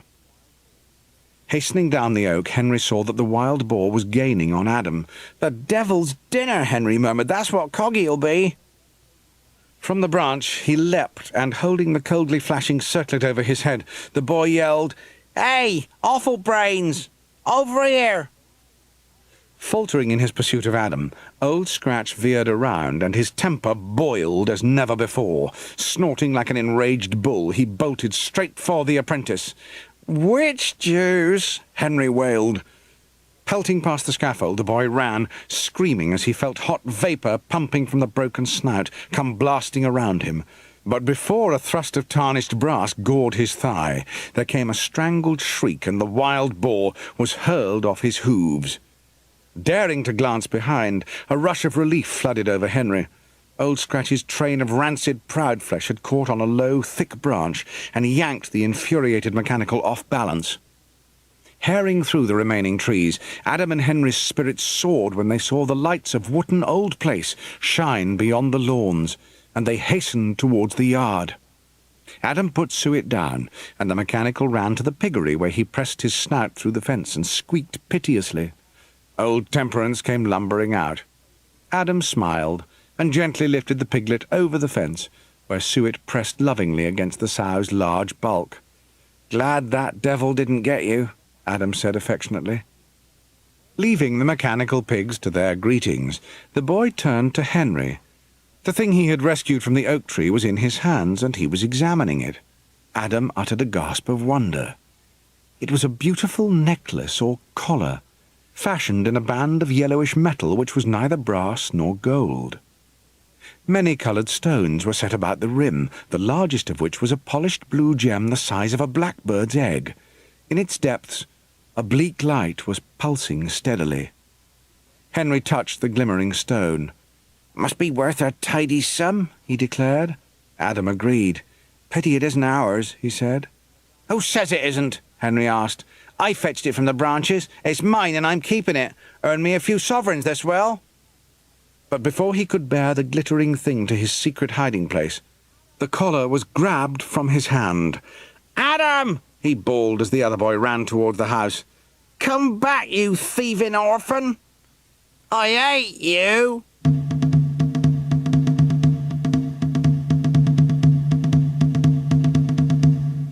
Mistress Dritchley's features rumpled into a thoughtful expression. Her patient had shied away from the broth she had so wanted to give him, and she was considering what other dish she could prepare.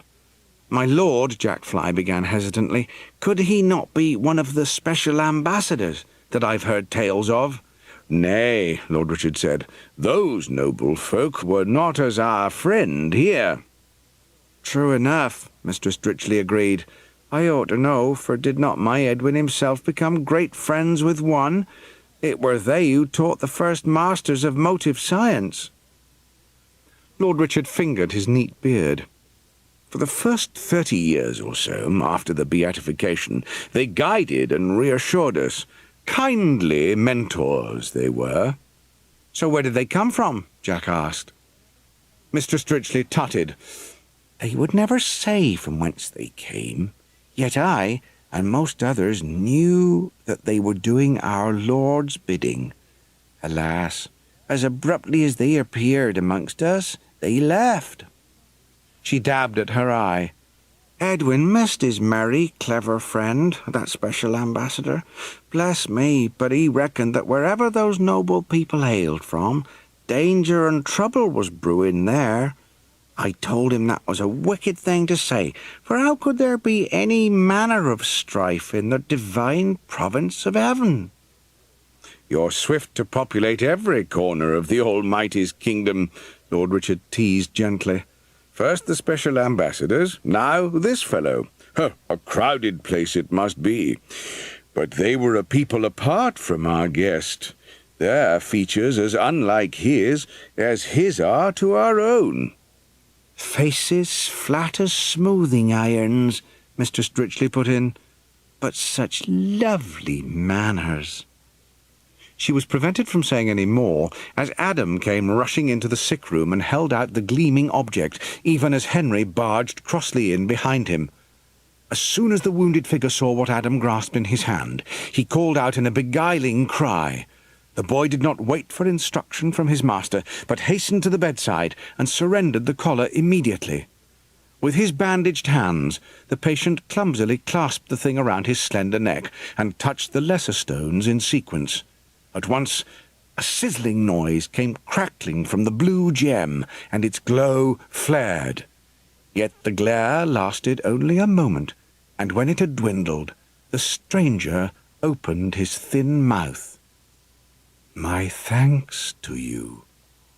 A rich, melodious voice chimed from the heart of the flickering jewel. "I am called Brindle, and I owe you my life."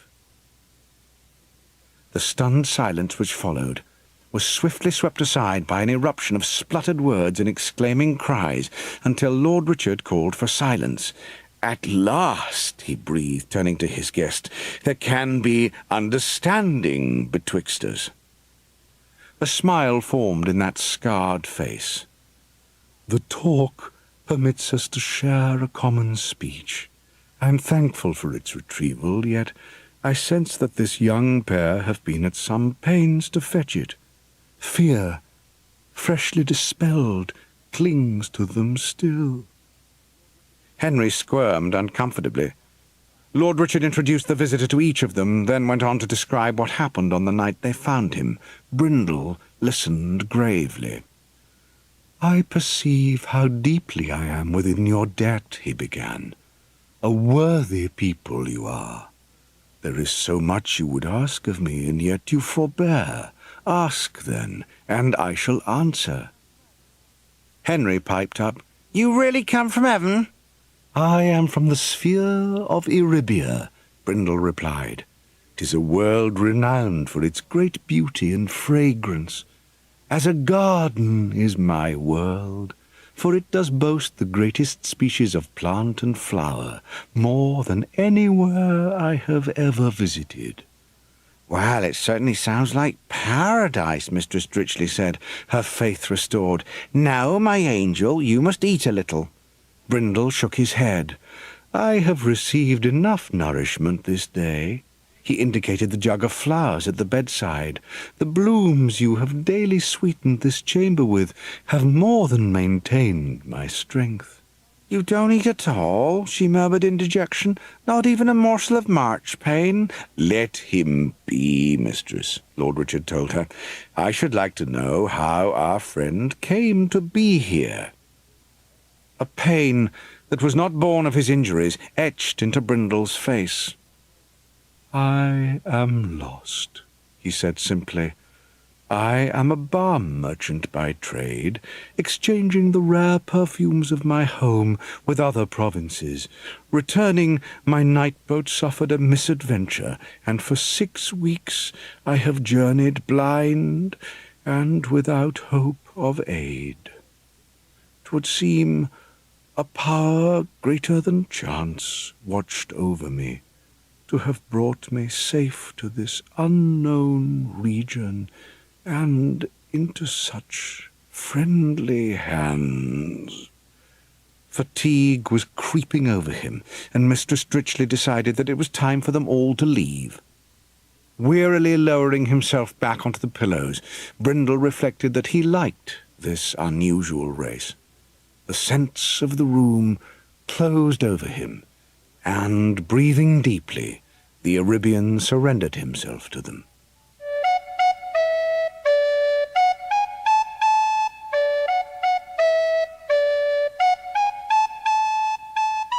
The next day, Brindle awoke feeling much stronger, and shocked Mr. Stritchley by announcing his intention to rise and learn something of this unfamiliar land. With many shakes of her head, she brought him a jerkin and breeches of homespun. Brindle accepted them, his nostrils quivering. "The nightshirt I wear," he said, "it too belongs to the owner of these garments. An image of a large-hearted, blustering man adheres to them. His presence is close about you also. And yet—" Mr. Stritchley gasped, and her small eyes blinked the unexpected tears away. "My Edwin," she breathed. You can see him?" "I see but an impression of him, a memory. My perception does not rely on sight alone. An Arabian lives by scent. All other senses are but complements to it."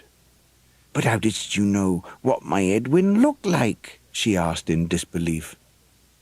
Holding up the jerkin, Brindle's nostrils dilated. "Clothing remembers its wearer," he answered. "How could it be otherwise? The hues of his essence shade your being also. You were bonded with him, though the colours I discern are old and unrefreshed. Where is this man? Why has he been absent these many days?" "Edwin was my husband," she murmured thickly. "He's been dead nigh on 2 weeks now. God love him." Lord Richard escorted Brindle through the house, and with new discoveries waiting around every corner, he spent a most agreeable hour. The library of Wootton Old Place enchanted him completely. For many minutes he was content to stand in the centre of the room, simply breathing in the collected aroma of the bound volumes. "The knowledge of many years lies upon these shelves," he said, running his fingers along a row of books. "Would that I could learn your written tongue." "In time you will master it," Lord Richard promised. "Cog Adam might help you there. He's often in here with his nose buried in some dusty page." "Where are the children?" Brindle asked. "In the stables. They repair broken mechanicals there." "Ah, yes, the small wooden creature that burst in upon us last night. Why do you keep such devices?" "Oh, many reasons. Food being one of them." A confused expression crossed Brindle's face, and Lord Richard chuckled. "Allow me to show you the workshops," he said. "That might furnish you with the answers you seek." Brindle stepped out into the sunlight, trembling with excitement. The scents of Ma'am's Wootton were overwhelming, and the Arabian's palate watered. There was one perfume lacing the air which ignited brilliant sparks in his thoughts, and he longed to trace its source. But Lord Richard was already heading for the stables.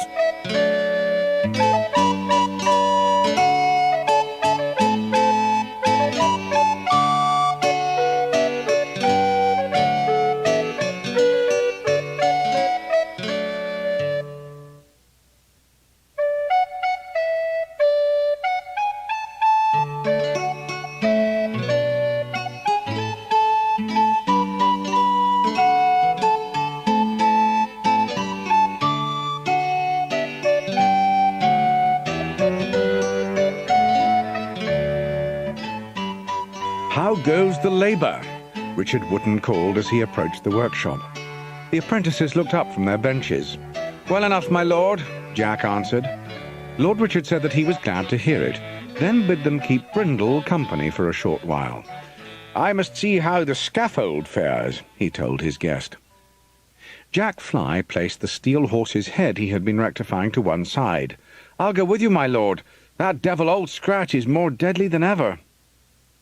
Standing in the stable entrance, Brindle stared at his night-boat fixed in the sky, and uttered a murmur of fascination.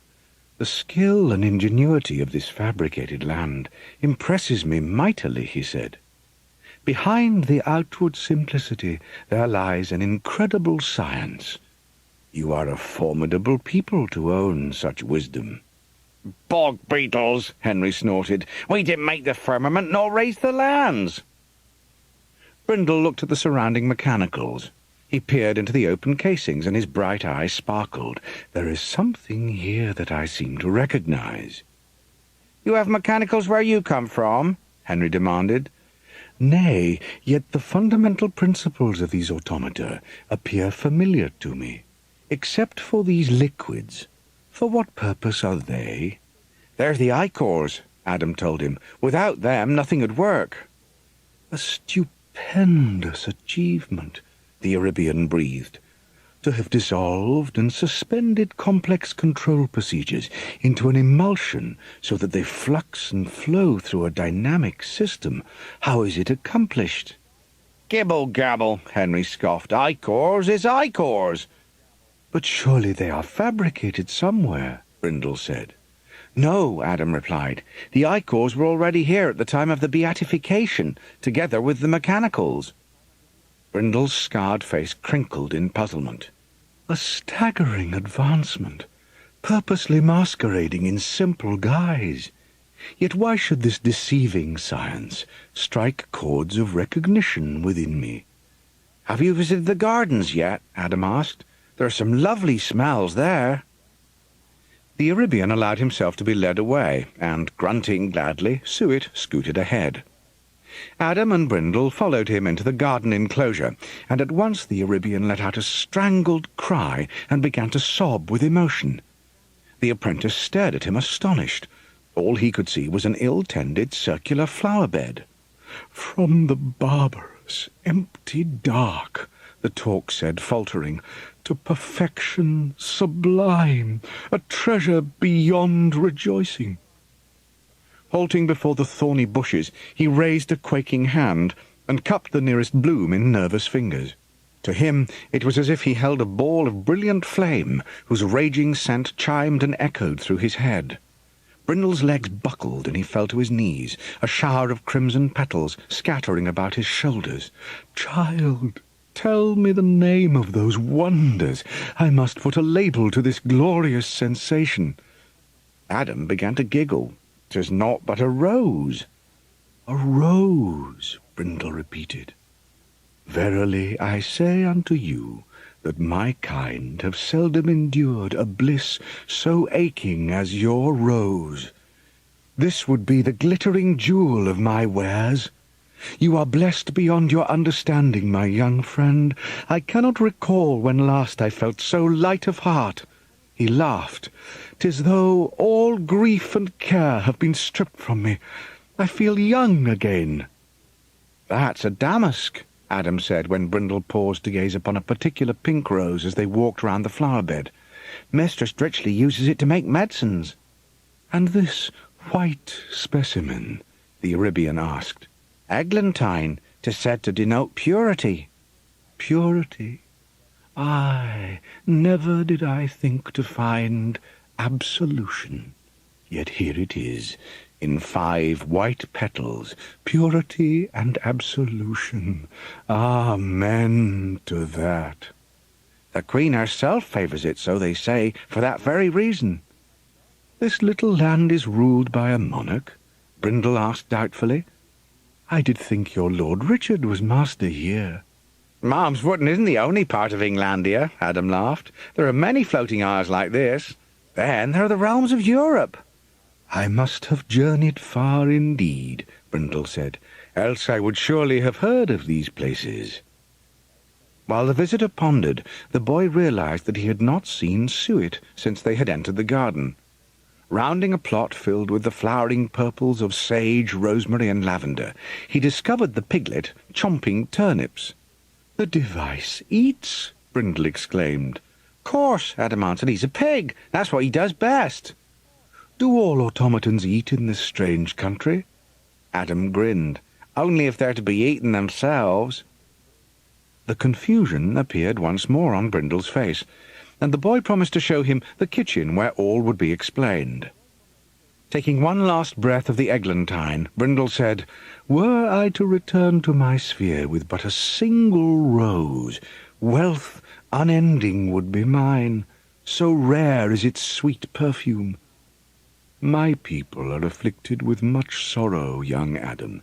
Our spirits are heavy laden, but in this hallowed fragrance we could find pardon, and perhaps forgive ourselves at last." Adam scratched his head. "If this poorly tended garden holds the finest smell you've ever known, you'd best not venture to any house grander than Wootton Old Place, for fear of bursting apart with joy." His words faltered, for the enchantment had dissolved from Brindle's face. "Nay," he whispered in a hushed tone, not intended to be overheard, yet nevertheless proclaimed by the talk, "I did not say it was the finest." The clear voice which spoke from the jewel broke Brindle's solemn reverie, and he looked up uneasily. Adam had the disturbing feeling that he had caught an unguarded glimpse into a side of the Arabian which he was not meant to have seen.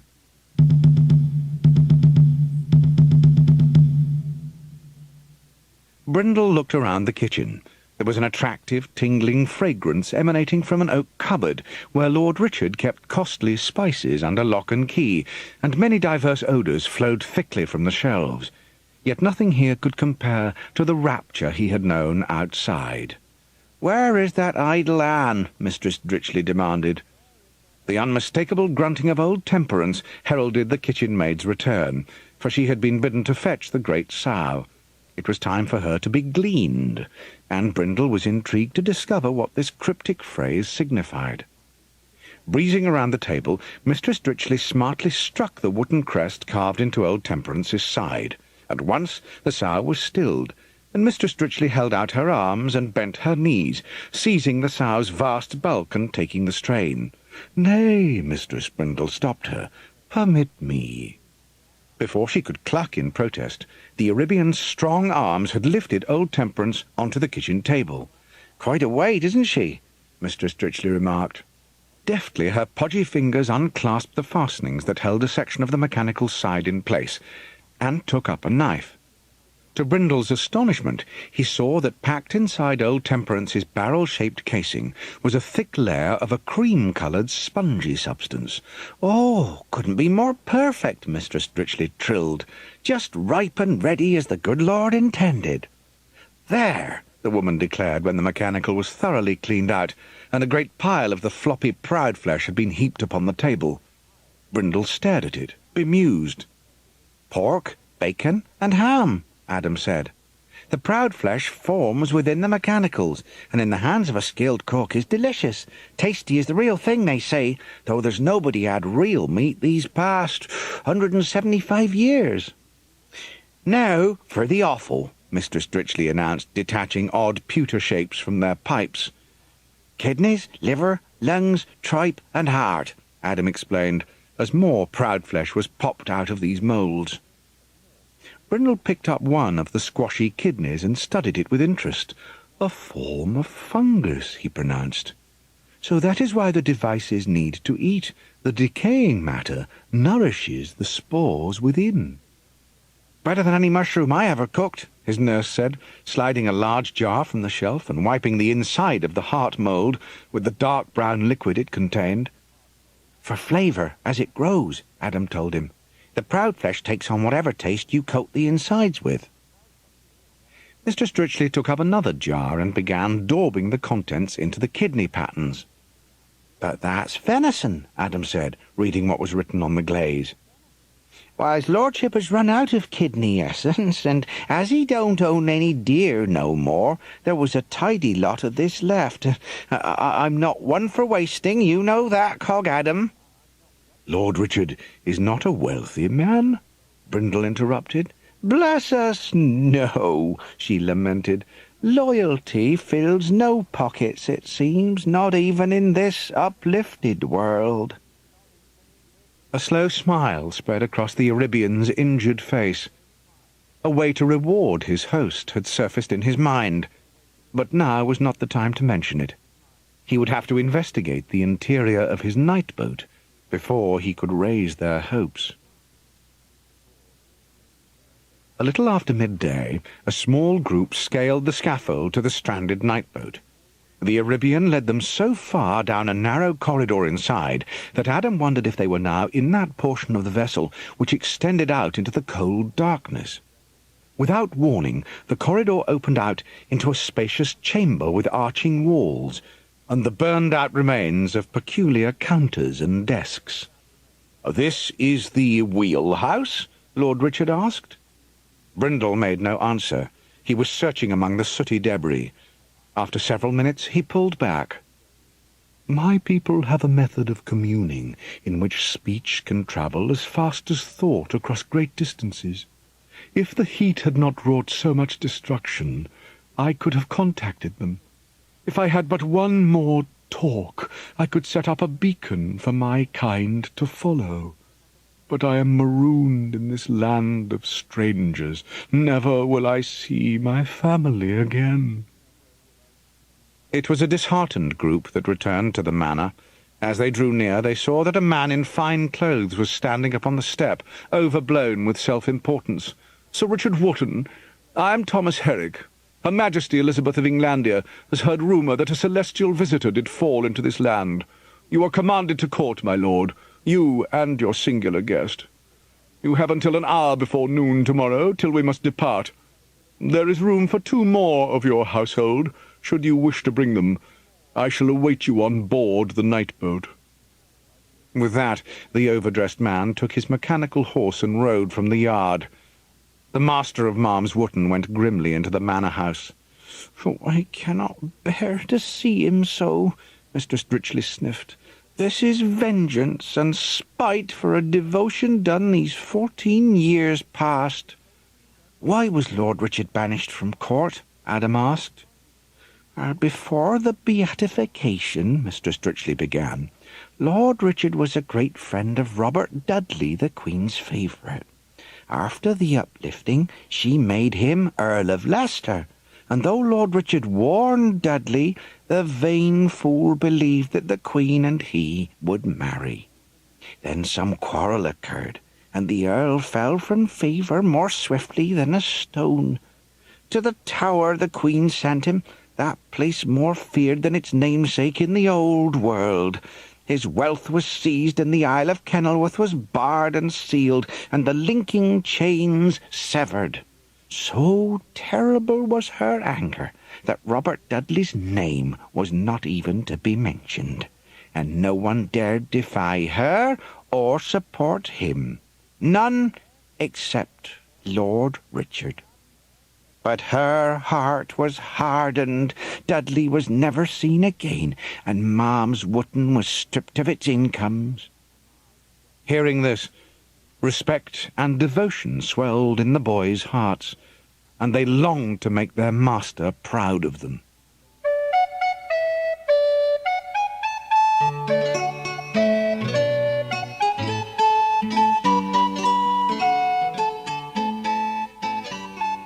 A short while later, Jack was reattaching a stallion's head to its truncated neck. The esquire who brought it had told him that the mechanical had formed a habit of tossing its head at an awkward angle, and that was how it jammed. Jack pressed the crest set into the stallion's shoulder, and at once the bronze hooves stamped upon the workshop floor. Throwing a saddle over its back, Jack secured the fastenings, then led the stallion into the yard. "Bring the ponies we've been repairing," he told the others. "Let's see how well we've corrected their flaws." As the apprentices began buckling saddles to 2 of the wooden mounts, Lord Richard emerged and called Jack over to him. "Master Fly, I've decided that you'll accompany friend Brindle and myself on this unpleasant journey. I trust you will consent?" "Oh, yes, my lord."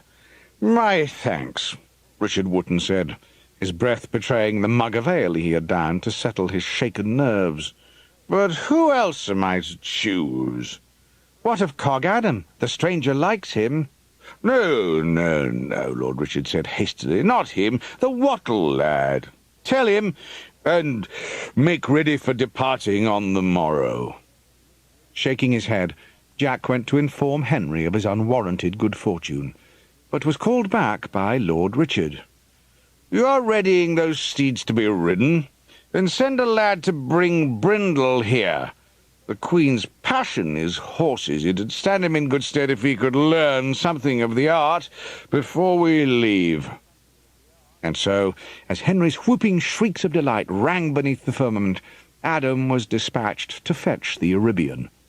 Brindle was assigned the stallion, as it was the only mount capable of accommodating his height. In no time he had its mastery, and Lord Richard nodded. The Queen will surely command you to ride with her, and may even invite you on a hunt. She revels in the sport.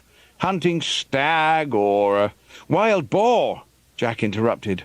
My lord, is this not a perfect time to rid the estate of Old Scratch? Lord Richard gladly gave his permission, and when each had a stilling pole, a long staff of steel-tipped yew, in his hands, the party set off. Brindle asked Jack what the stilling poles were for. Well, those mechanicals intended as game possess many stilling crests, and there must be 3 blows to still the creature. The first will inflame its fury, the second will slow it, and the final one send it crashing to the ground. I hope your aim is as good as your horsemanship. Brindle merely smiled in reply, then gave his attention to the surrounding woodland. The pungent smell of lush green growth pervaded everywhere, and it was like riding through veils of glimmering emerald mist. "Where are we going to find Old Scratch?" asked Adam. "Have to discover his lair," Jack said sagely. "Flush him out. Then—" "Witch spit!" Henry cried. "There's a quicker way to find him than poking into every hole on the estate." Henry pointed to where a cloud of flies was buzzing about the low branches. "Yon bluebottle dinner is Old Scratch's proudflesh that got caught last night. Well, we don't have a hound, but we got better. We have our Lord Brindle." Brindle's yellow eye was already gleaming, and he forced himself to inhale the loathsome stink, and saw the same reek weaving a skein through the emerald mists. "This way," he declared. Through the undergrowth the bronze hooves went pounding as the hunting party sought the scourge of Marm's Wootton. Soon Jack and the apprentices no longer needed to rely on Brindle's keen senses. The evidence was plain for all to smell. Brindle's eye was watering at the stench from a sprawling clump of briar. Within it, several rough holes had been made, and they had suspected that inside one, hostile eyes were spying upon their every move.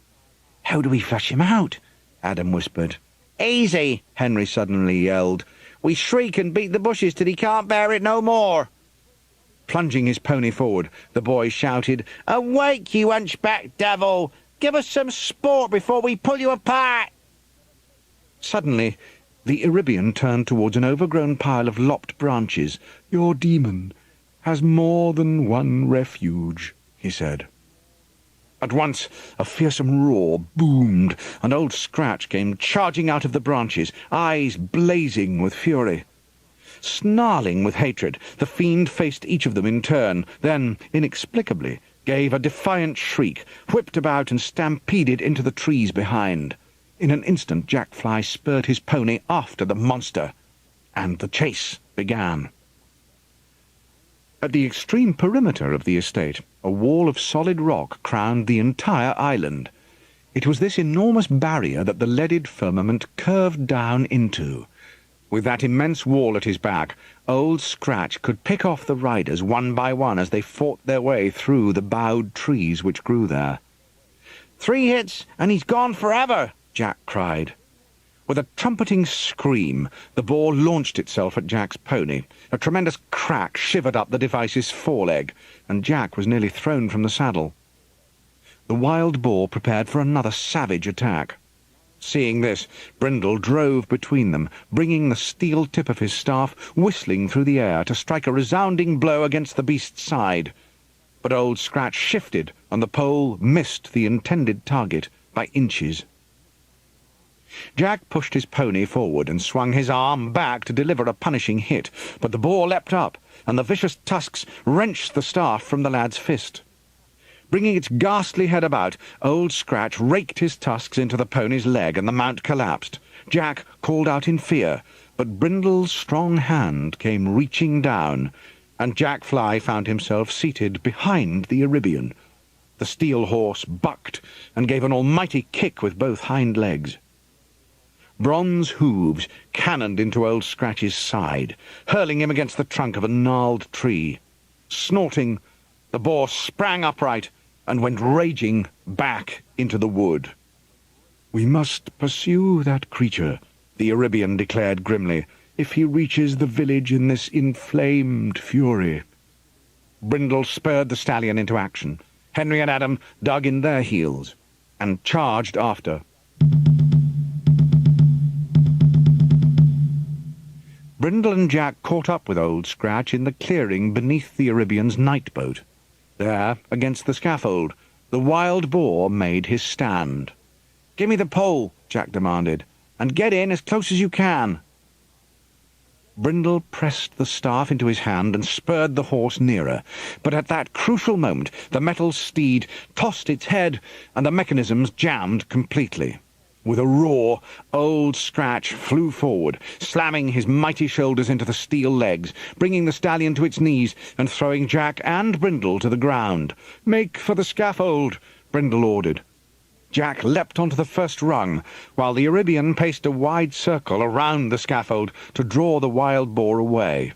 With a barbarous shriek, Old Scratch charged. Suddenly there came a thundering of hooves, and Henry Wattle galloped into the clearing. "Begone!" he bawled, rushing straight for the murderous beast and hitting him squarely in the side with the steel tip of his staff.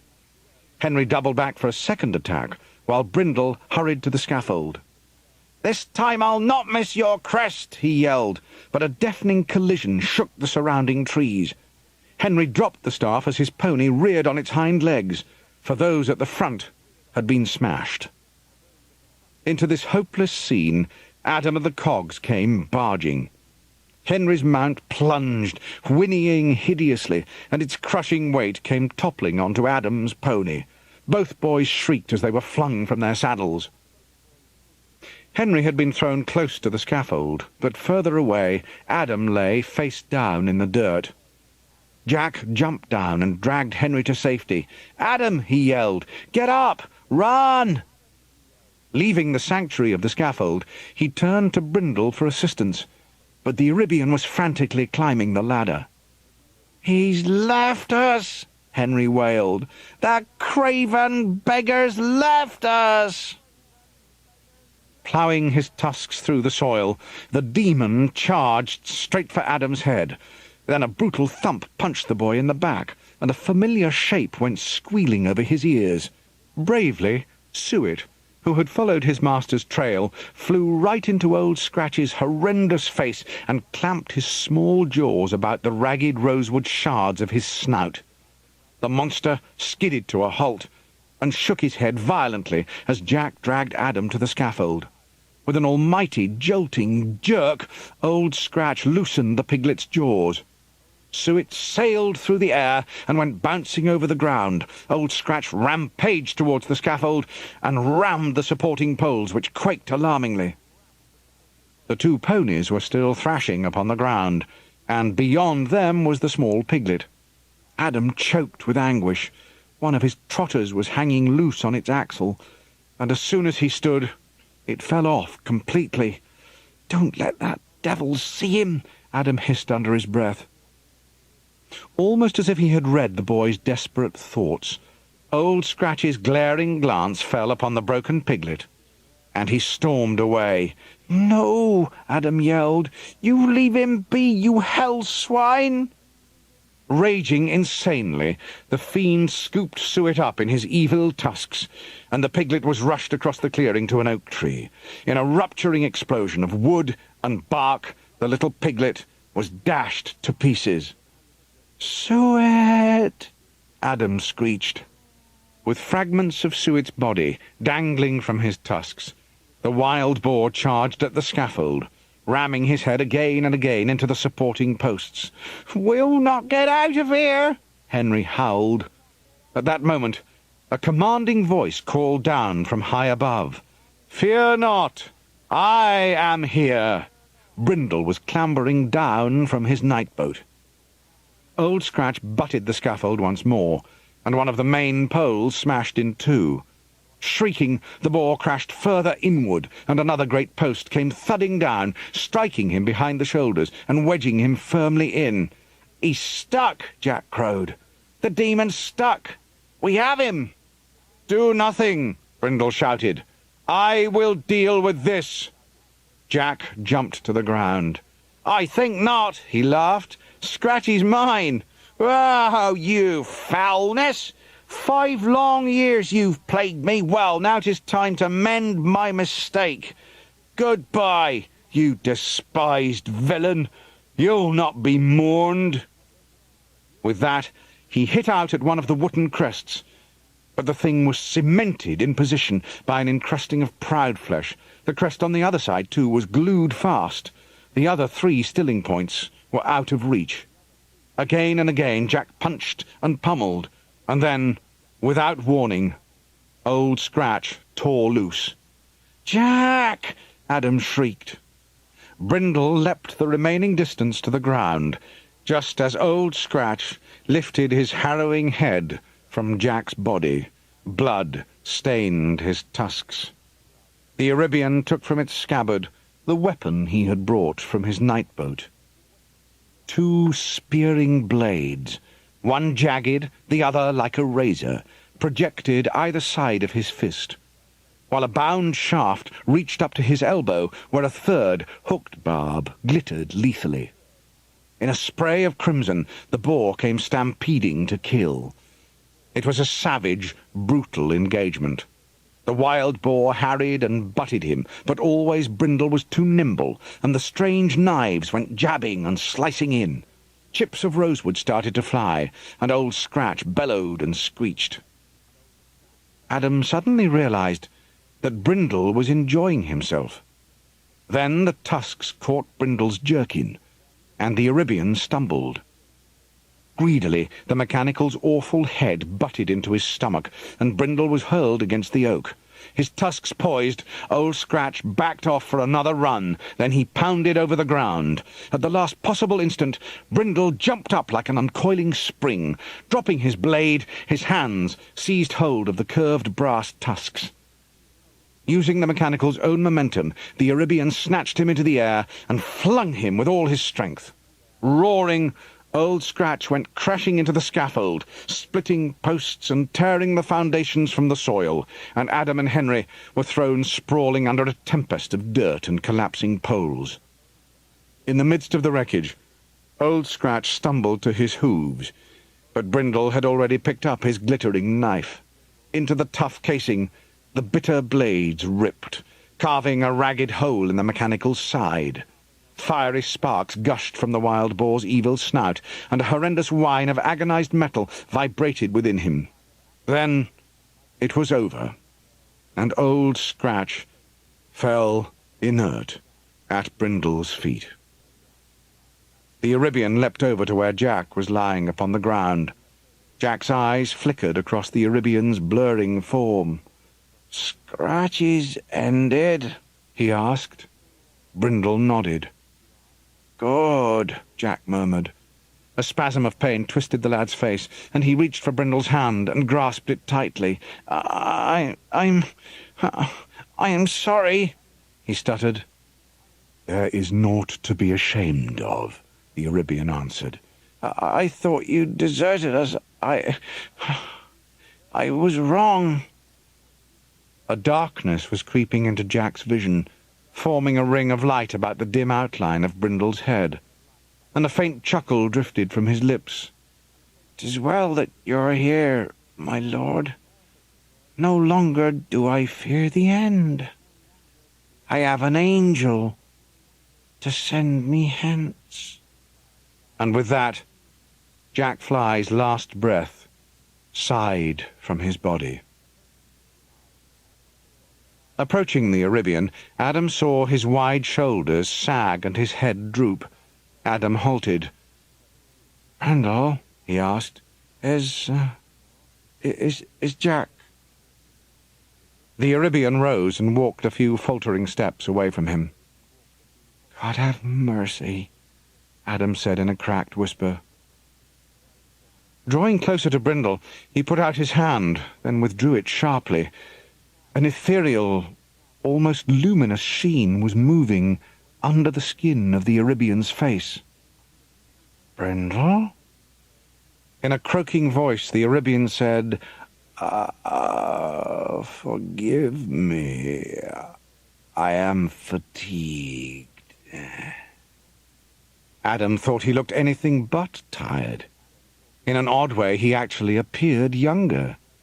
"Some of your scars have healed," he observed in surprise. "Your face, 'tis less seamed than—" The Arabian moved quickly away. "We must bear Master Fly back to the manor." Stooping over Jack's body, he lifted him in his arms with infinite gentleness and strode solemnly from the clearing. Adam hurried to where Suet had been smashed. Like Jack, the piglet was beyond repair. Something sparkled in the corner of his eye, and when he investigated, the boy discovered a small phial. By some miracle, the glass vessel was still intact. It contained Suet's black ichor, and Adam pocketed it morosely as a token of the friendship and devotion the piglet had bestowed on him.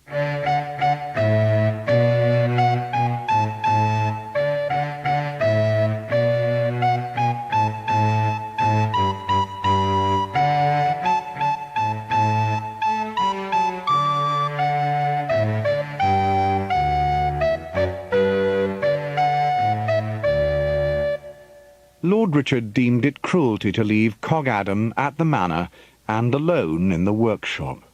So the next day, after Jack Fly was laid to rest in the churchyard, Adam was one of the party making its way along the road to the boathouse.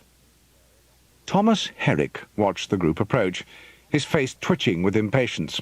"Hardly punctual, sirrah," he declared. "If we are to arrive at the steps of Whitehall tomorrow evening, we must be gone at once to catch the tidal breath." With a sweep of his cloak he strode back through the entrance. The Malms Wootton group followed, and the bright day was left behind. They were in a wide, arching tunnel that smelled of stale green water, damp earth and wet sand.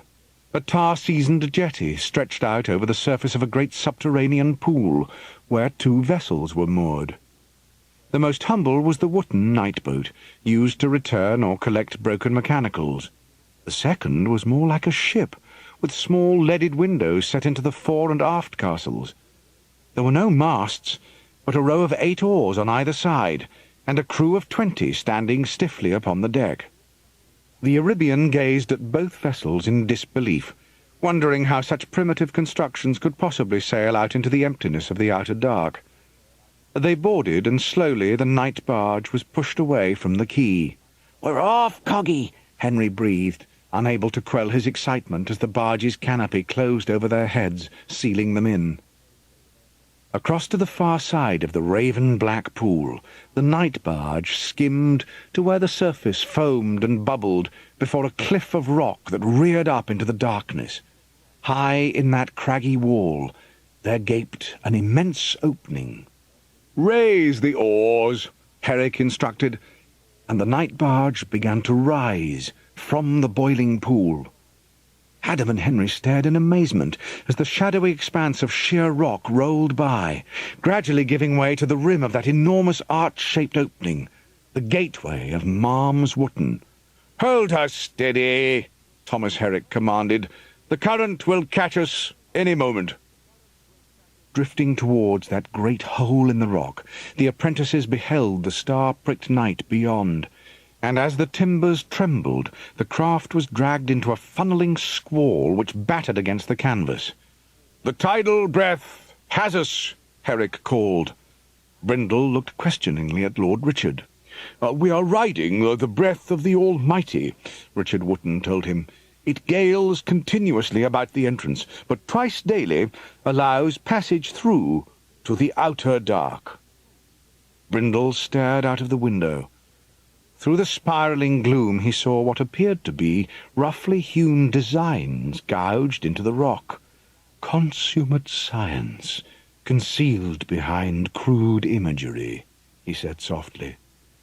"I did not suspect the special ambassadors of such artifice. What pleasure they must have drawn from their hidden playground." With a final rush of swirling air, the night barge shot out into the void. Henry and Adam dashed to the stern, where a smaller window showed them a spectacle they had often dreamed of, but never witnessed: their home. Up from the rocky archway the night boat floated, and the rugged crags sank behind it until, abruptly, the encircling wall in which the firmament was set finally came into view. The leaded panes were of the deepest blue, and thousands of refracted facets gleamed and dazzled in the harsh, unfiltered sunlight. At the western edge of the island, the links of a gargantuan chain were plainly visible, reaching out into the distance, joining with the neighbouring land of Saxmundum. Every corner of Elizabeth's uplifted realm was connected in this way, anchoring and uniting each manor and county. Then the oars of the night barge were lowered. Away from the island they pulled, out into the immeasurable regions of the night. By the time the afternoon had slipped into evening, Adam and Henry were restless and had grown to resent the cramped deck with its canvas canopy. "What were you talking of before?" Adam asked Brindle. "When you spoke of a hidden playground, who did you mean?" "I am not the first stranger to come amongst your people," he said. "There have been others. Every sign points to their presence." "There have only ever been the special ambassadors. Did you know them? Lord Richard says that they were kind and helpful to us after the beatification." The Arabian stared down at his hands. "I knew them." An abrupt groan from Henry interrupted any further conversation. "I don't feel well," Henry uttered. "My guts squirm like serpents." For another 2 hours they travelled. Then Thomas Herrick called, "Havering lies ahead of us. That is where we shall put in for the night." Havering's quay had many vessels moored to it. The Queen's messenger guided them up to where a cool night breeze came pouring in, and a wide village street lay before them. The apprentices had never seen so many buildings gathered together. "Is this a city?" Henry asked. Herrick laughed. "'Tis naught but a hamlet." Across the street was a wayside tavern called the Copper Cow. As they approached, one of the inn's doors was flung open, and a man was pushed out. "You've had your fill," warned a burly silhouette in the doorway. "Come not in here again this night nor any other." The man spat and barged roughly past Adam and the others. His was not a pleasant face. Drawing his breath sharply, the figure in the doorway recognized Thomas Herrick, and his voice switched to that of a genial host. "Why, my noble sir, come you in and sluice the dust from your throats. I would you had not witnessed that sorry performance. Clink Kitson never did know how to lose with grace. Came here with a real flimsy rattler of a fighting sparrow, and is amazed when it falls to pieces by my prize rooster. He'll cut some rich's purse to quench his temper, I do not doubt." With that, the landlord, hobbling John Chester, ushered them in, gasping as he saw Brindle for the first time. "Lord in heaven! Why, 'tis true those tales that have been buzzing around like wasps fell out of heaven, I heard. Why, you're welcome, good master." By the time they stepped through the doorway, a deathly hush had already descended, for every goggling eye was fixed on Brindle. Adam had never seen so many people gathered in one place before. It was almost double the entire population of Malm's Wootton. Brindle's nostrils shrank from the smell. Few of the people gathered there ever bathed, and others hardly washed. "See here," Hobbling John proclaimed, "there's an angel in my tavern." "What ails its eye?" one of the braver souls at the back called out. Thomas Herrick stepped forward. "I am on an errand for Her Glorious Majesty Elizabeth," he announced. "I will not have His Excellency Lord Brindle plagued with foolish questions. There will be no pleas for healing and no heretical mutterings. Is that understood?" A sea of heads nodded dumbly. Brindle turned a concerned face to Lord Richard. "Is that why your queen has sent for me? If she truly expects me capable of healing, then she will be sorely disappointed." No," Lord Richard muttered. "Elizabeth will not think you are from the Almighty, yet what her subjects suppose is another matter. How can she, who was only anointed before God, compare with one whom the populace believe hails from his very kingdom? She will suffer no rivals, friend Brindle. Beware."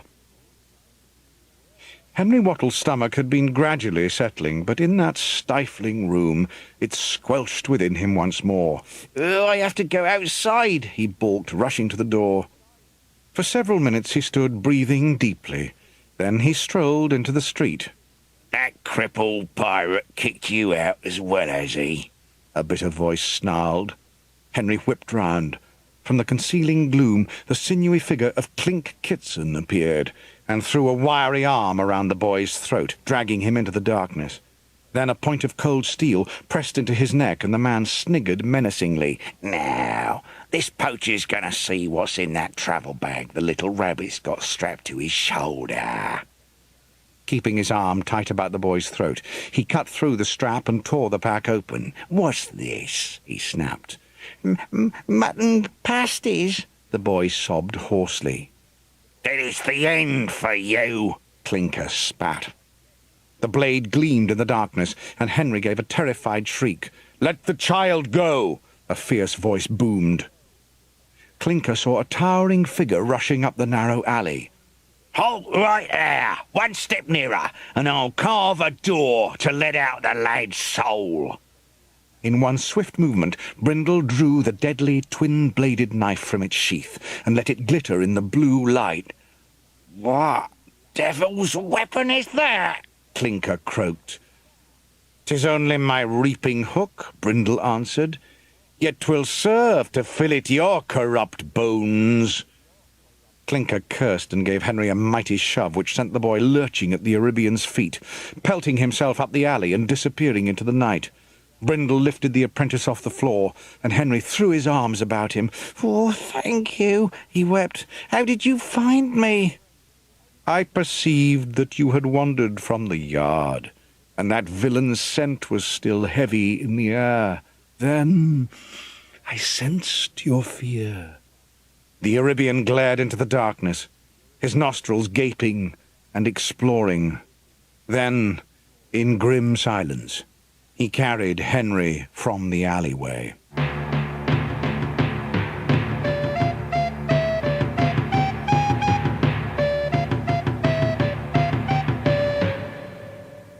When Adam woke next morning, Henry was already out of bed.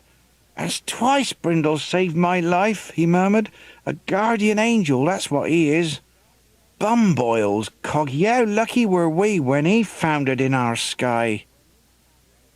Lord Richard was downstairs, staring glumly at a trencher of bread and cold beef, and bade the boys sit. "Eat as much as you can, although I fear that Hobbling John's kitchen has forgot the true flavour of beef." "Good day," a clear voice proclaimed behind them. The boys spun around, and even Lord Richard blinked in disbelief. Every last scar had faded from the Arabian's skin, and the emerald iris of his damaged eye was as bright and clear as the other. "What happened?" Henry breathed. "It's a wonder." "I have received the best possible care," Brindle said lightly, "and I am from Eurybia. Our fibres are tough and do not yield easily." Adam observed him closely. There was no trace of where the wounds had been, not even any bruising around the eye. "Have you broken your fast?" Lord Richard asked. "Is there aught in the morning air of Havering to tantalize your senses?" An enigmatic glint sparkled in the Arabian's large eyes. "I have found it to be most enlivening," he replied. "Well, we have no reason to loiter here," Lord Richard decided. "Let us bid farewell to the Copper Cow." Minutes later they were about to pass into the entrance that led down to the quayside, when Adam heard the sound of hooves, and cantering towards them upon a mechanical horse was the burly figure of Hobbling John. "Hold a moment, good masters. A happy day this is for all of us in Havering. Clink Kitson was found a little after dawn, lying out in a field. At least, I've just seen what was left of Clinker." "What was left?" Adam repeated. "Why, yes, he's dead. In the world that was, there were butchers and slaughterers, and what I eyeballed not half an hour ago put me in mind of their crimson trade." Lord Richard tutted. "An apt demise. Who did this murder?" "A worse fiend than Kitson. Abel Linton has gone on to the justice to set the wheels of law in motion." "I pray you find him," Lord Richard said. I'm glad I could tell the tale in time before you departed. Why, the lad will rest the easier now, I'll be bound." And with a wave, Hobbling John rode away. Adam's mind filled with doubt and misgivings. Who but the Eurybian could have sought out that villain in the dead darkness? Yet how could he think such things? Torn, Adam resolved to watch Brindle closely.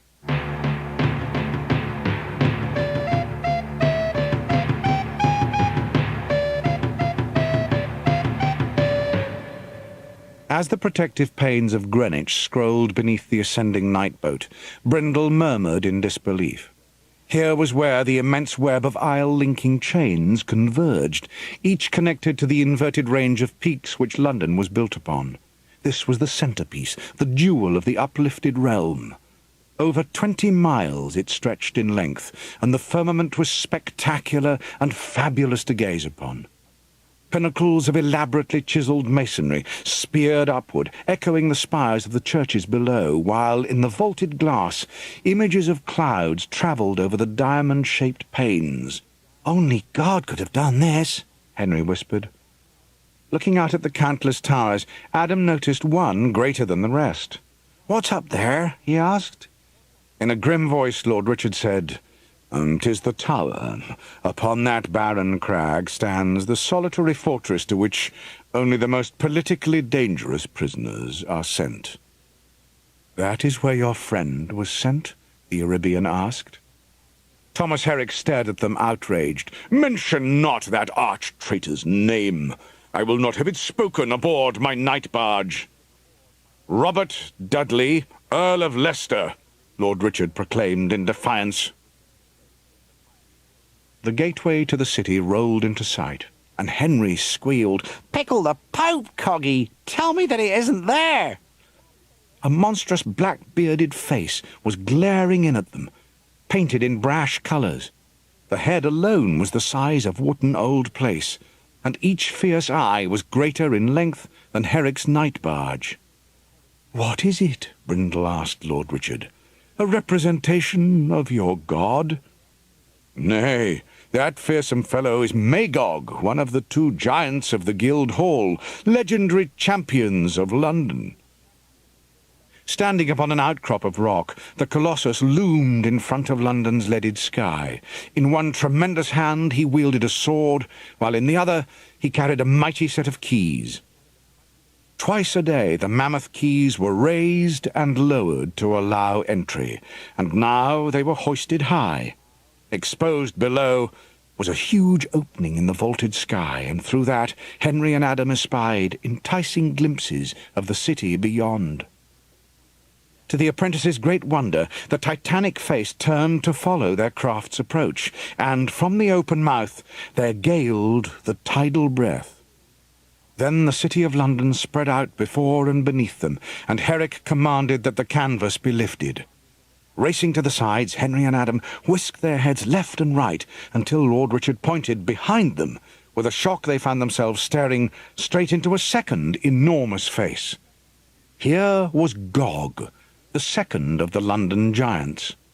Far below, the statue's legs straddled the banks of a wide, crowded river, and Lord Richard informed the apprentices that they were looking at the Thames.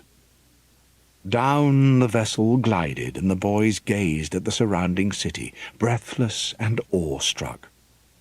Dominating the skyline, the medieval fastness of St. Paul's transcended all. "How many dwell in this land?" Brindle asked Lord Richard. "Oh, I should think at least 30,000 souls." 30,000, Brindle murmured. And only Adam noticed that the Arabian's hand strayed unconsciously to the reaping hook attached to his belt.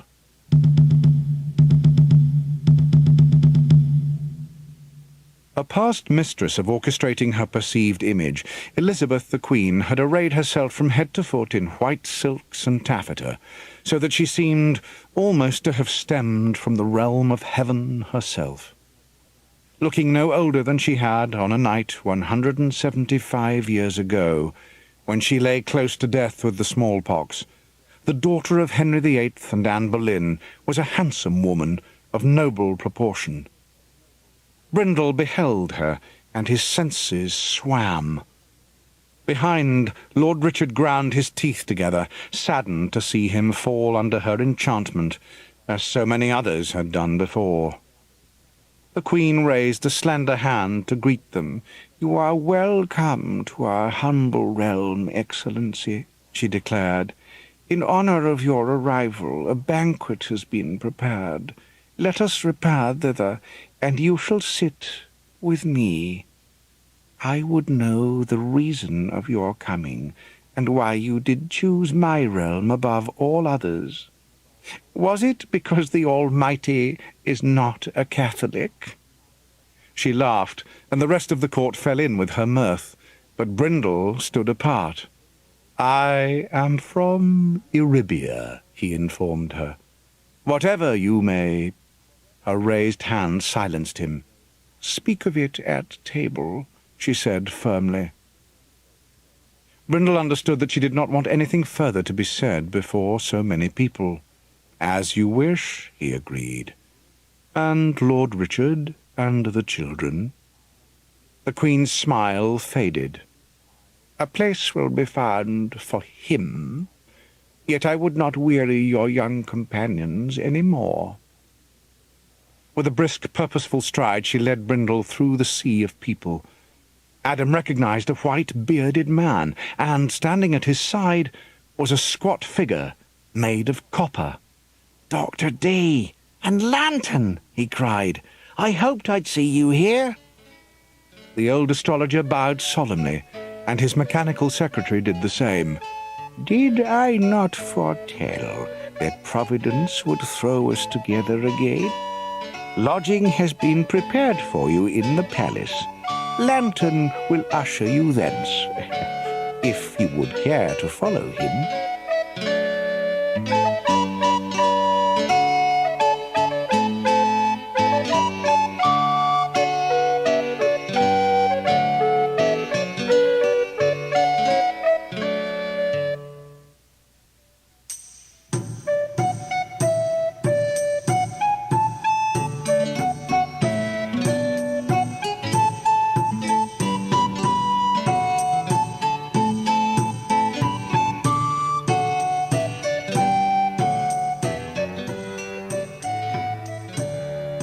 By the time the court assumed their seats, Brindle had told Her Majesty the tale of how his night boat had burst into the Marm's wooden firmament.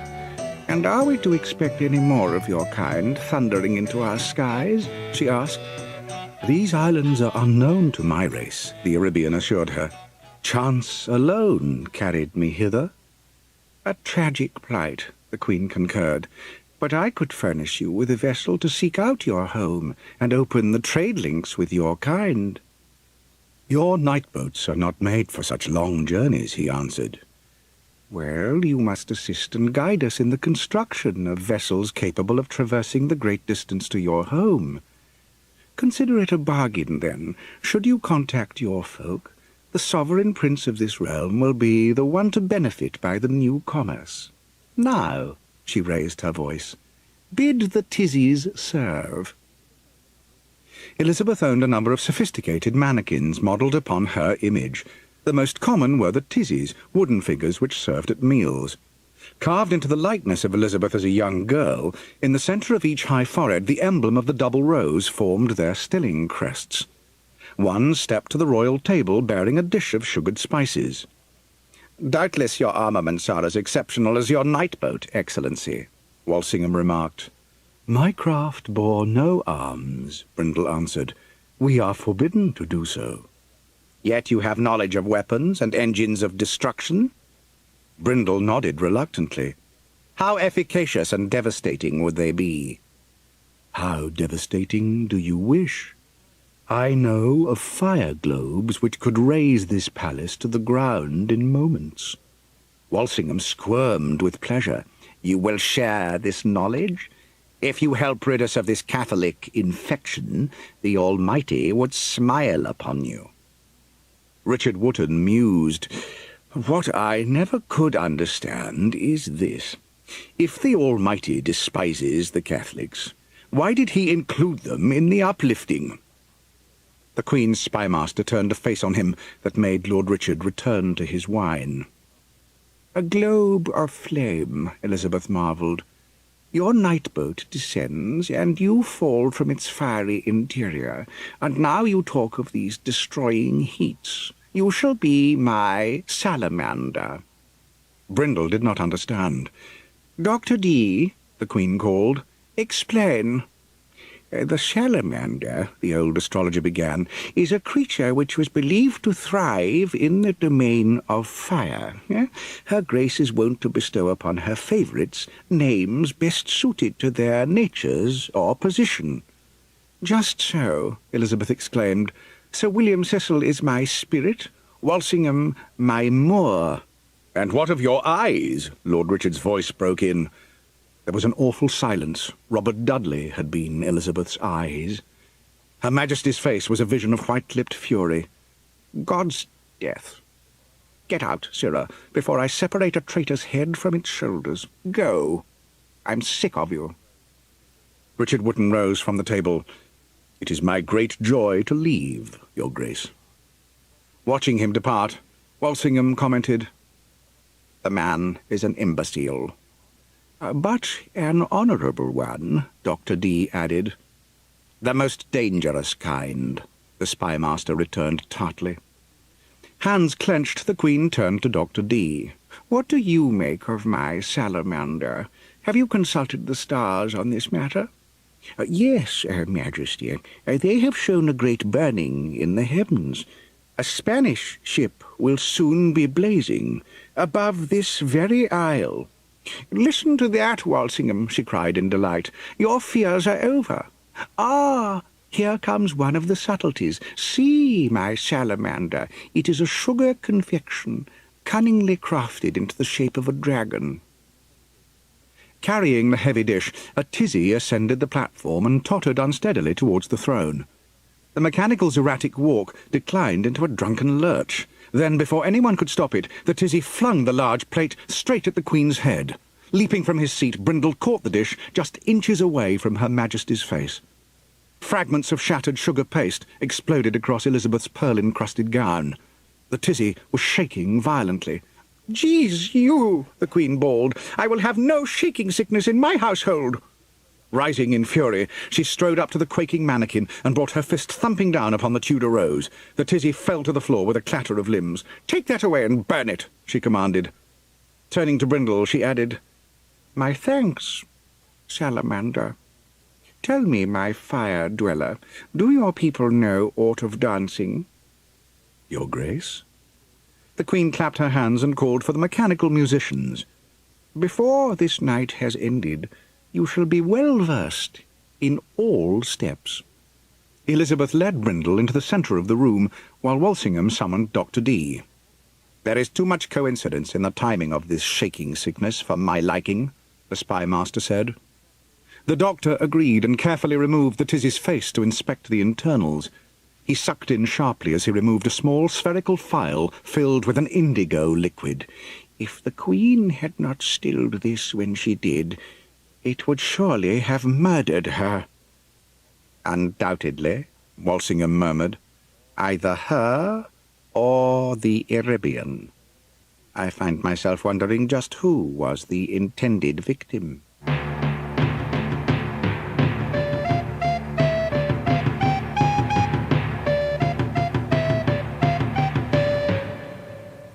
Lantern had shown Henry and Adam to a poky little room at the far end of the palace, miming that he would return with their supper. "Not fair," Henry complained. "I didn't come all the way to London to be caged in a grubby hole. You stay here if you want to, Coggy, but there's a city out there, and I want to see it." Into the corridor Master Wattle went marching, and Adam of the Cogs decided to go with him. Passing through a walled rose garden, Adam broke off a spray of eglantine which he put to his nose. "Purity and absolution," he murmured to himself. "What are you jabbering about?" Henry asked impatiently. "This is no time for gardening, Coggy." Adam tucked the spray into his tunic, and they hastened towards the gate. Suddenly, 3 cloaked figures came leaping from the shadows. "Get them!" a harsh voice called. Cruel fists punched the breath from them. The 2 boys lost consciousness and lay as still as death. Even as the Queen taught Brindle the steps of La Volta, a sack containing Cog Adam was dumped onto a creaking wooden floor. Distorted voices filtered into his slowly returning senses. A second thud proclaimed the unloading of Henry next to him. "I am much grateful," thanked one speaker in a thick accent. "What swift work it was, you clever fellows." "Oh," cried a brutish voice, "them's took no difficult catching. Any more little tasks you want doing, you know where to find us." A door closed. Then a light tread halted beside the squirming bundle that was Henry, and the thick sacking was torn aside. "Oh, one little bird to the cage, eh? I hope he have good voice to sing, eh? Don Gomez want to hear lot of tunes tonight." A sharp jab in his shoulder told Adam that the owner of the voice had turned his attention to him. "Pardonne, is always lacking the patience. Ah, ugly bruise on this one. Those clumsy fellows. Prithee, our lady, no damage have they done?" As the blindfold was pulled from Adam's eyes, he saw an olive-skinned man with a neatly trimmed black beard and sparkling eyes. To the boy he was a complete stranger, but Dr. D. or Walsingham would have recognized him immediately as the Spanish ambassador, the Count de Feria. "There," the man said with a flashing smile. "You are well, no?" The face moved out of view as the man stepped around Adam to untie his gag. Then he set about removing Henry's blindfold. "Where are we?" Adam demanded. "How dare you hold us to ransom?" The Count stared at him in bemusement. "Ransom? Don Gomez he no want money. You talk, that is all he wish, eh?" "You've got the wrong people," Adam protested. "We're just apprentices. We don't even live on this island." The ambassador shrugged. "I does not blame you. Too much the hive of common rabble. After this night, Don Gomez, he leave for his home." "Pope's peaches," Henry exclaimed. "You're one of them dirty Spaniards. Well, you don't scare us. Brindle'll find us. If we were locked in a box and buried in the ground, he'd sniff and find where we were." "Aha, your angel messenger. Is why I inviting you here. You will be telling me everything you know." But we don't know much about Brindle, Adam said. We can't tell you anything. I be judging of that. How many are to follow, What their shot and cannon like, Does he fight for Elizabeth? Brindle has hundreds of night boats, Henry lied, and they're rushing towards your greasy countries already. So you let us go now, and we'll not tell our angel what you've done to us. The ambassador rose and struck Henry across the face. I did do the trying, he cried to the ceiling, but they not polite. Birds won't sing, No choice is left. He pulled open the door and called downstairs in Spanish. My men, they send new friend up to join us, Such music we will be having, no? An ominous lumbering noise sounded abruptly beneath the room. This friend, Adam muttered. It's a mechanical? Yes. He come to greet you. A pounding clang erupted, then another and another as the unknown creation climbed ever closer. Adam could feel horror mounting. What sort of mechanical is it? De Ferria's coal-black eyes glittered. Is a torture master. The door flew open, and there was the most terrifying mechanical they had ever seen. Made almost entirely of iron, the torture master was a crude parody of a man. Within the monster's stomach, hot coals burned in a brazier. Instead of hands and fingers, horrific-looking implements thrust down from the elbows. It was a walking cage of despair. Pincers for the tearing of flesh, De Feria extolled. Eye gougers, thumb screw in place of thumb. I especially mirthed by that. Altogether is 47 different torments. No diplomat should be without one. A rush of air issued from the bellows, and the coals in the brazier glowed a fierce red. "Stop it," Henry yelled. "Call it off!" "No can stop him, It's no stealing badge, The armoured horror reared over them. "I'll tell you," Henry bawled. "Whatever you want to know about Brindle, I'll tell." De Feria smiled indulgently. "I know." Henry screamed as great iron pincers clamped about his shoulders, and shrieking he was plucked off the ground, and the mechanical plunged a long poker into the heart of its brazier. "No," Adam wept. "Please don't let it do that. Please! Brindle!" Henry shrieked as the poker darted forward, and a noise like frying bacon filled the room. Unable to cover his ears to drown out his friend's screams, Adam shrieked with him. Suddenly both voices were lost in an almighty blast of flying window glass, and a short, rotund figure stood in the centre of the room, a candle burning brightly in his hat. "Lantern!" Adam cried. Marching up behind the monster, Lantern gave one of its legs a hefty kick. The Spanish ambassador regarded the copper secretary fearfully. "Is the wizard's imp, No let it escape, I order you." Lowering Henry to the floor, the torture master rounded on Lantern. "Smash it!" De Feria commanded. Adam squirmed to Henry's side and stared at the awful burn on his forehead. "We're going to get out of here," he promised.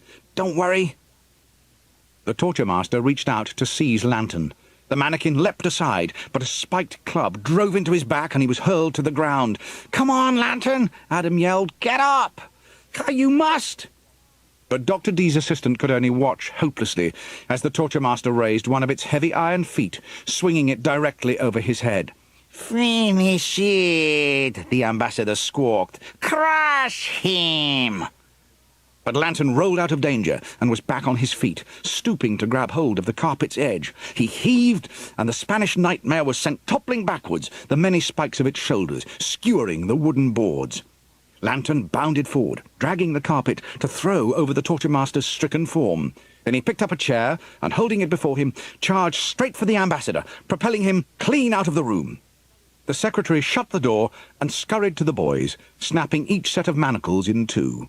Henry nodded gratefully, then stared past the secretary's shoulders and sobbed in fear. The carpet was beginning to smoulder. tongues of flame suddenly leapt upwards as a white-hot poker came ripping through the burning fabric. Quickly, Lantern pushed both boys towards the window.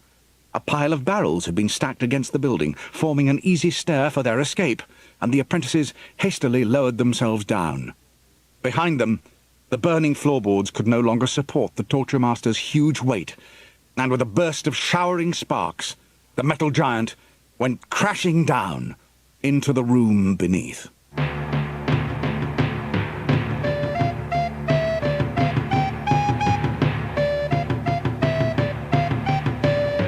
Sitting before a large circular window, Dr. D glared at the boys. He looked every inch the dangerous wizard that many people considered him. "Sit down and tell us of your doings." The lodging of Dr. D was crammed with the paraphernalia needed for his mysterious studies.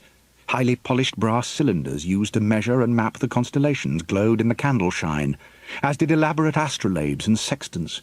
Oddly shaped bottles lined a long shelf, while within an alcove on top of an ebony box was a human skull. Henry swallowed nervously. When their tale ended, Lord Richard examined Henry's wounds. "So," Dr. D said, "the Spanish ambassador is up to his usual mischief. Walsingham will be most interested." Henry piped up, "We must warn Brindle that the Spaniards are scheming to capture him." Dr. D looked at him grimly. "It is of your heavenly messenger that I wish to speak.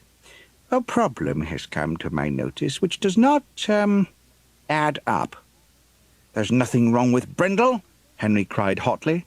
"Your devotion does you credit," D said, "but I shall consult a higher wisdom than our own and settle the matter." With infinite care, the doctor removed from a chest a bundle of black velvet. "What's he going to do?" Adam asked. "John D thinks he's going to confer with angels," Lord Richard answered with weary scepticism. "'Tis all nonsense." Bearing the velvet bundle over to the table, the astrologer said, "Many secrets have been revealed unto me by communing with the discarnate beings, so now behold the show-stone, the mirror through which the celestial hosts hold converse with me." Lord Richard and the apprentices gasped. The showstone was a disk of highly polished black glass. Encircling that smooth darkness was a broad band of yellowish metal, overlaid with serpentine designs in which many small, coloured stones were set. Henry blurted, "Brindle's talk! 'Tis a perfect match!" "Whence got you this?" Lord Richard murmured. "This precious scrying glass was entrusted unto me by the last of the special ambassadors. When I beheld your Eribion's collar, I was naturally curious. Lantern, pray attend to the candles and, cover the window." As Lantern obeyed, Dr. D cleared the table of everything save the black mirror.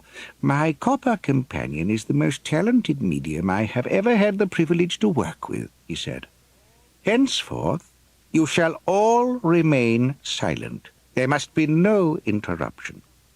Lantern, take up the showstone." Lifting the black mirror, the mechanical spread his gauntleted hands upon either side and tilted his head back to gaze at the shrouded ceiling. "Hear me," John D called, "ye immortals of the outer reaches. I, John D, summon you here."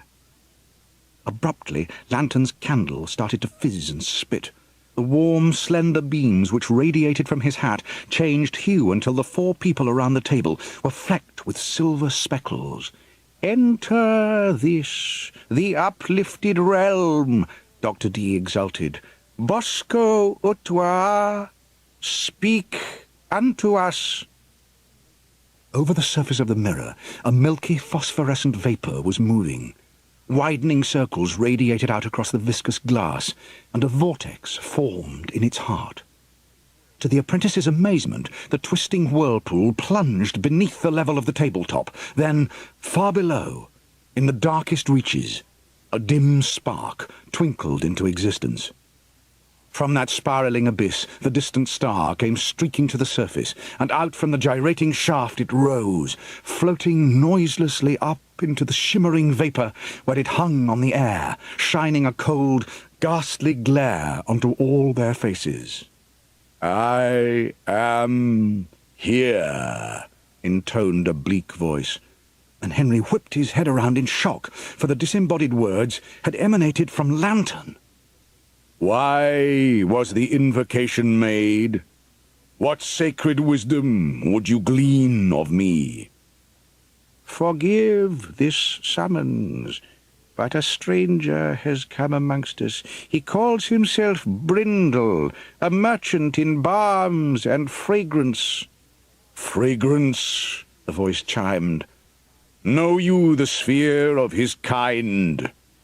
"Yes," John Dee replied. "Iribia." "An Iribian. Then all is lost. Listen to me, I beg you. Expel him at once. It is your only hope for salvation. In the name of all you hold dear, hearken to me. The Iribian will slaughter each one of you. The carnage shall not end." "No," Henry spat. "Brindle's good and decent." "He is an Iribian," the voice shrieked. "His race are a pestilence. Those whom you called the special ambassadors, have you not wondered why they never returned? Learn now the hellish truth. The Iribian hordes butchered them all. The wise race who taught and guided you in the early years of the beatification was slaughtered to extinction." "Why would they commit such a foul outrage?" Lord Richard demanded. "For the Deathscent. For the elusive scent released at the moment of death. That is what transformed the Iribians into the loathed abominations they are. To inhale this most precious of essences, the Iribian will kill and kill again." "But surely," Dr. Dee began, "we are a race apart from the special ambassadors. There is no death scent to be inhaled here." "Unhappy wretch. Did you think your uplifted lives were prolonged simply by the grace of your God? Verily, the children of mankind have been augmented. The tale of their years is stretched because they too are in possession of this same secret gland. When you die, thou shalt surely excrete the accursed musk. Once the merchant discovers this, he will slay each one of you, and grow stronger with every merciless breath. At the peril of your souls, he must not unearth this knowledge." Adam turned a horrified face to Lord Richard.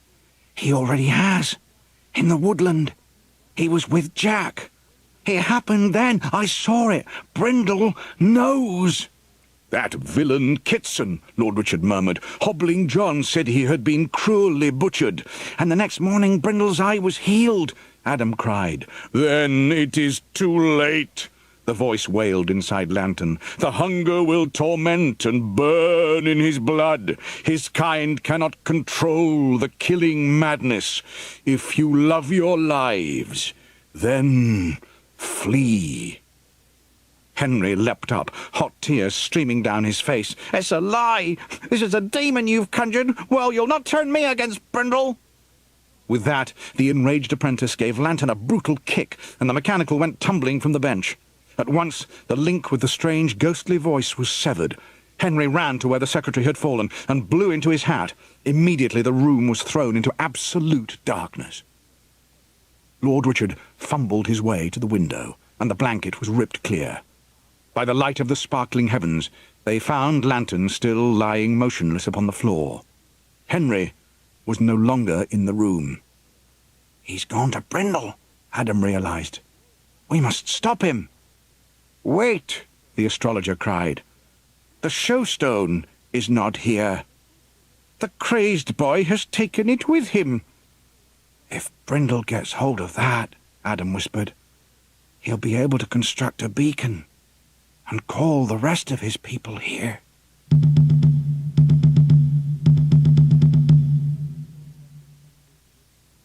Brindle let his senses drift over the merry assembly.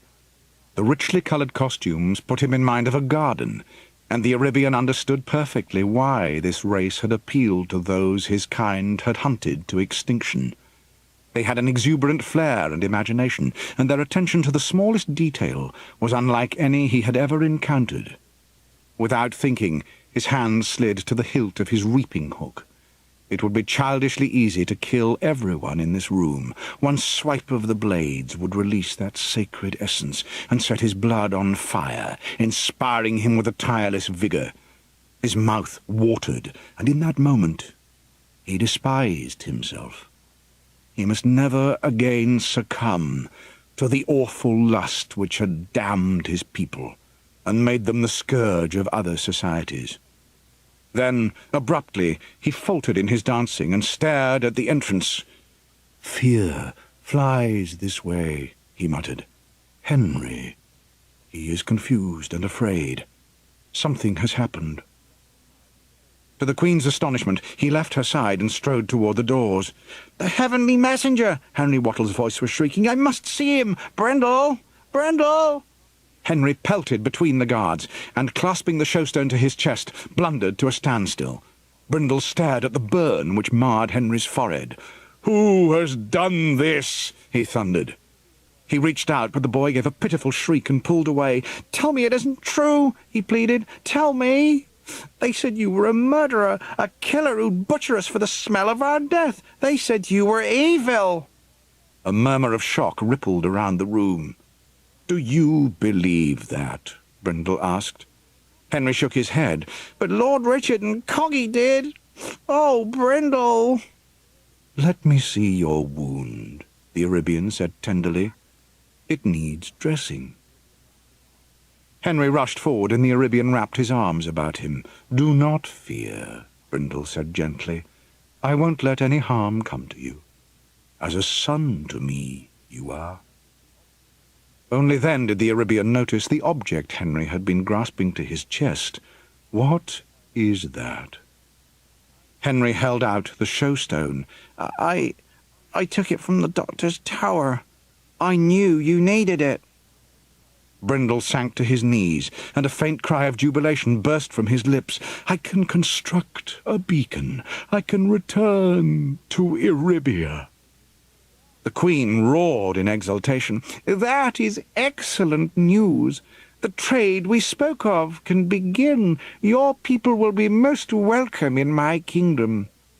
Brindle looked up at her, aghast. "No, that must never be." But his voice went unheard as Lord Richard Wotton and Adam of the Cogs burst into the banqueting house. "Don't give it to him!" Adam yelled, dashing forward to wrench the mirror from Henry's hands.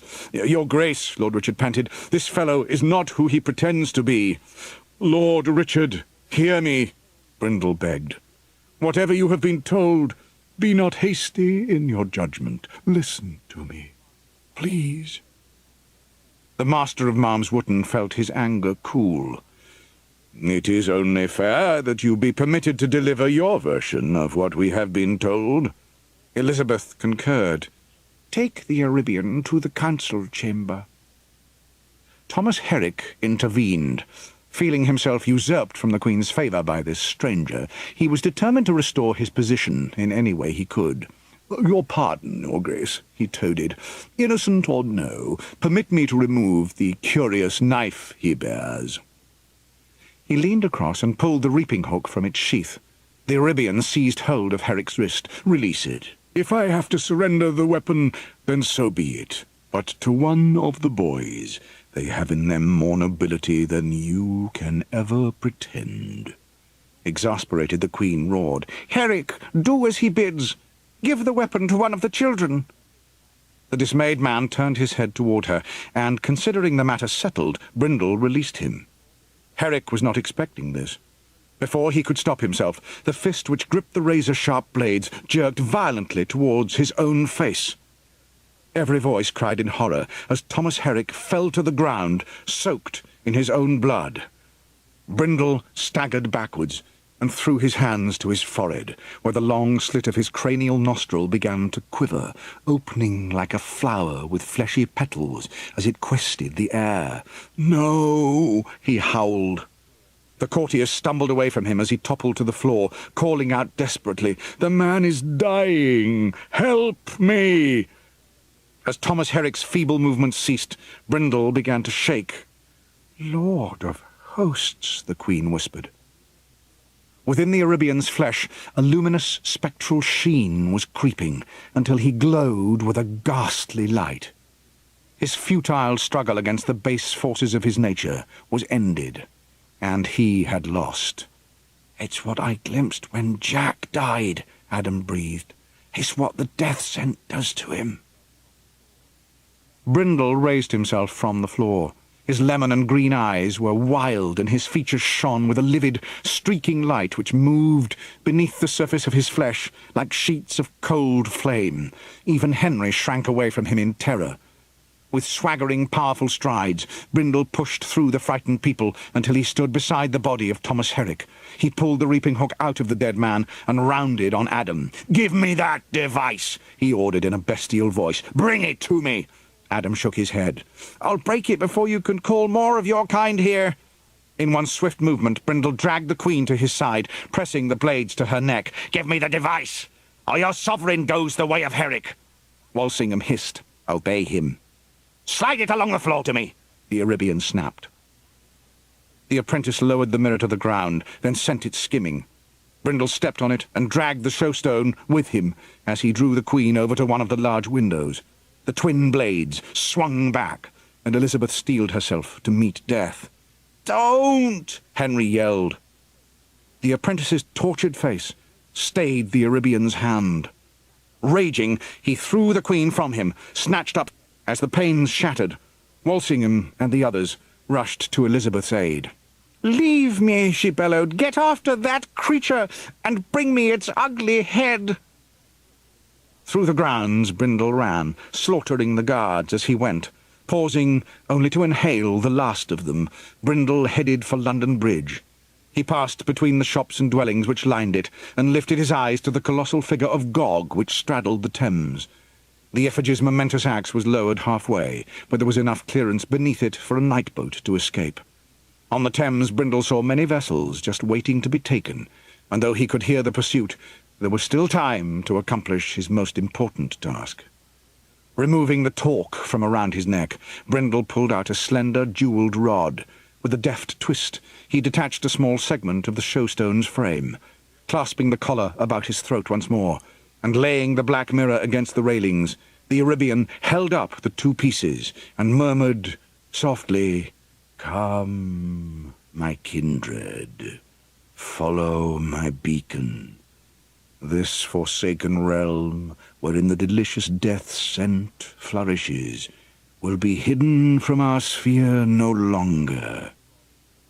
It was the work of an instant to slot the rod into the larger piece. At once the gem began to crackle with an inner light, and a greater stone, set in the other segment, flickered with a regular, winking radiance. "So, 'tis done. They will come, and I will greet them from across a sea of slain." He slipped the device into his pouch. A group of men were approaching.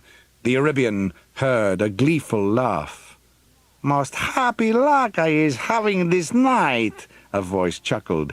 "Is seeking two naughty youths, only to be finding their very own precious angel. Hey, thanking you, our blessed lady, eh?"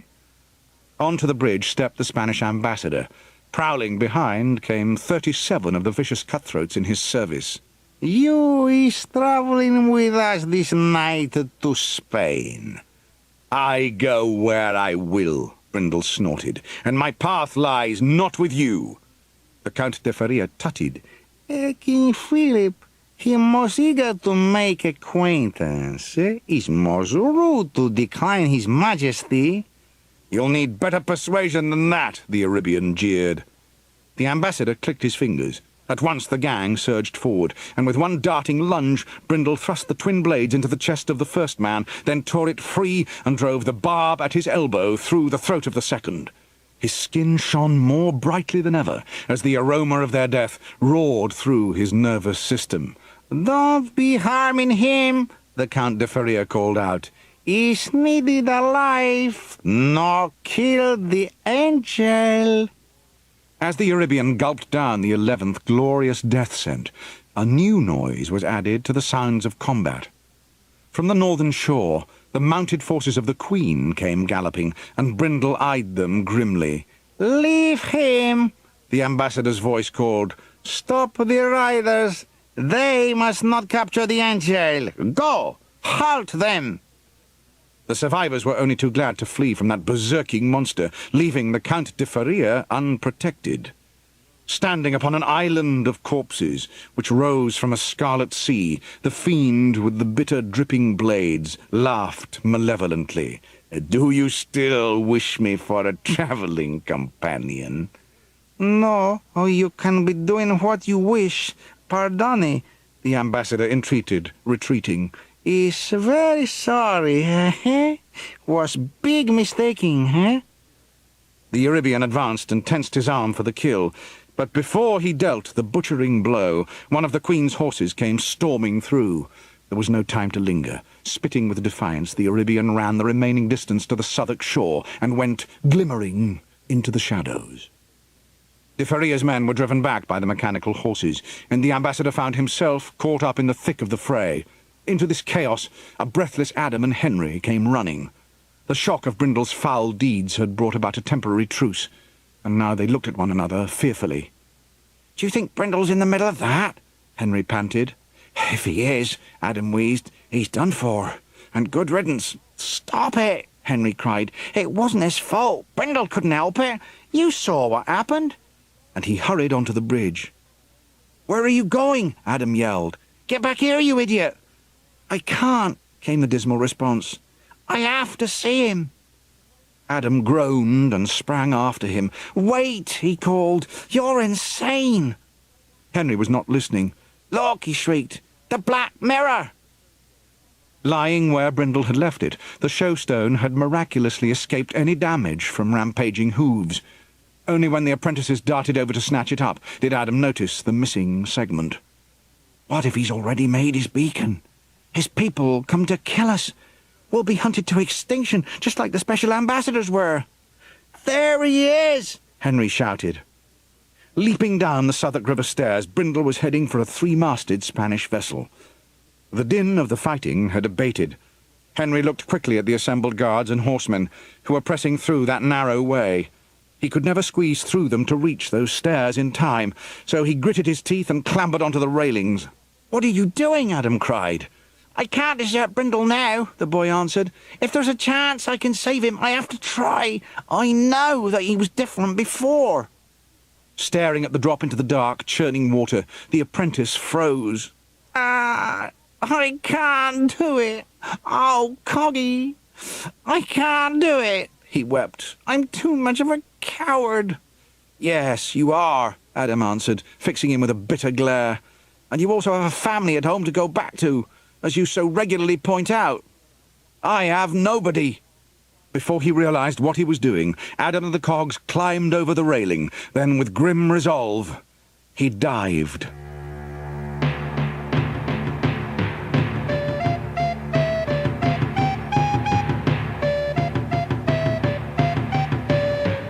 On the deck of the Spanish ship, as the last of the crew collapsed at Brindle's feet, he laughed. His cranial nostril was shivering with relish as the power of the Deathscent coursed through his tall frame. He had never known such a glut of sensation. The sails of this commandeered craft were already set.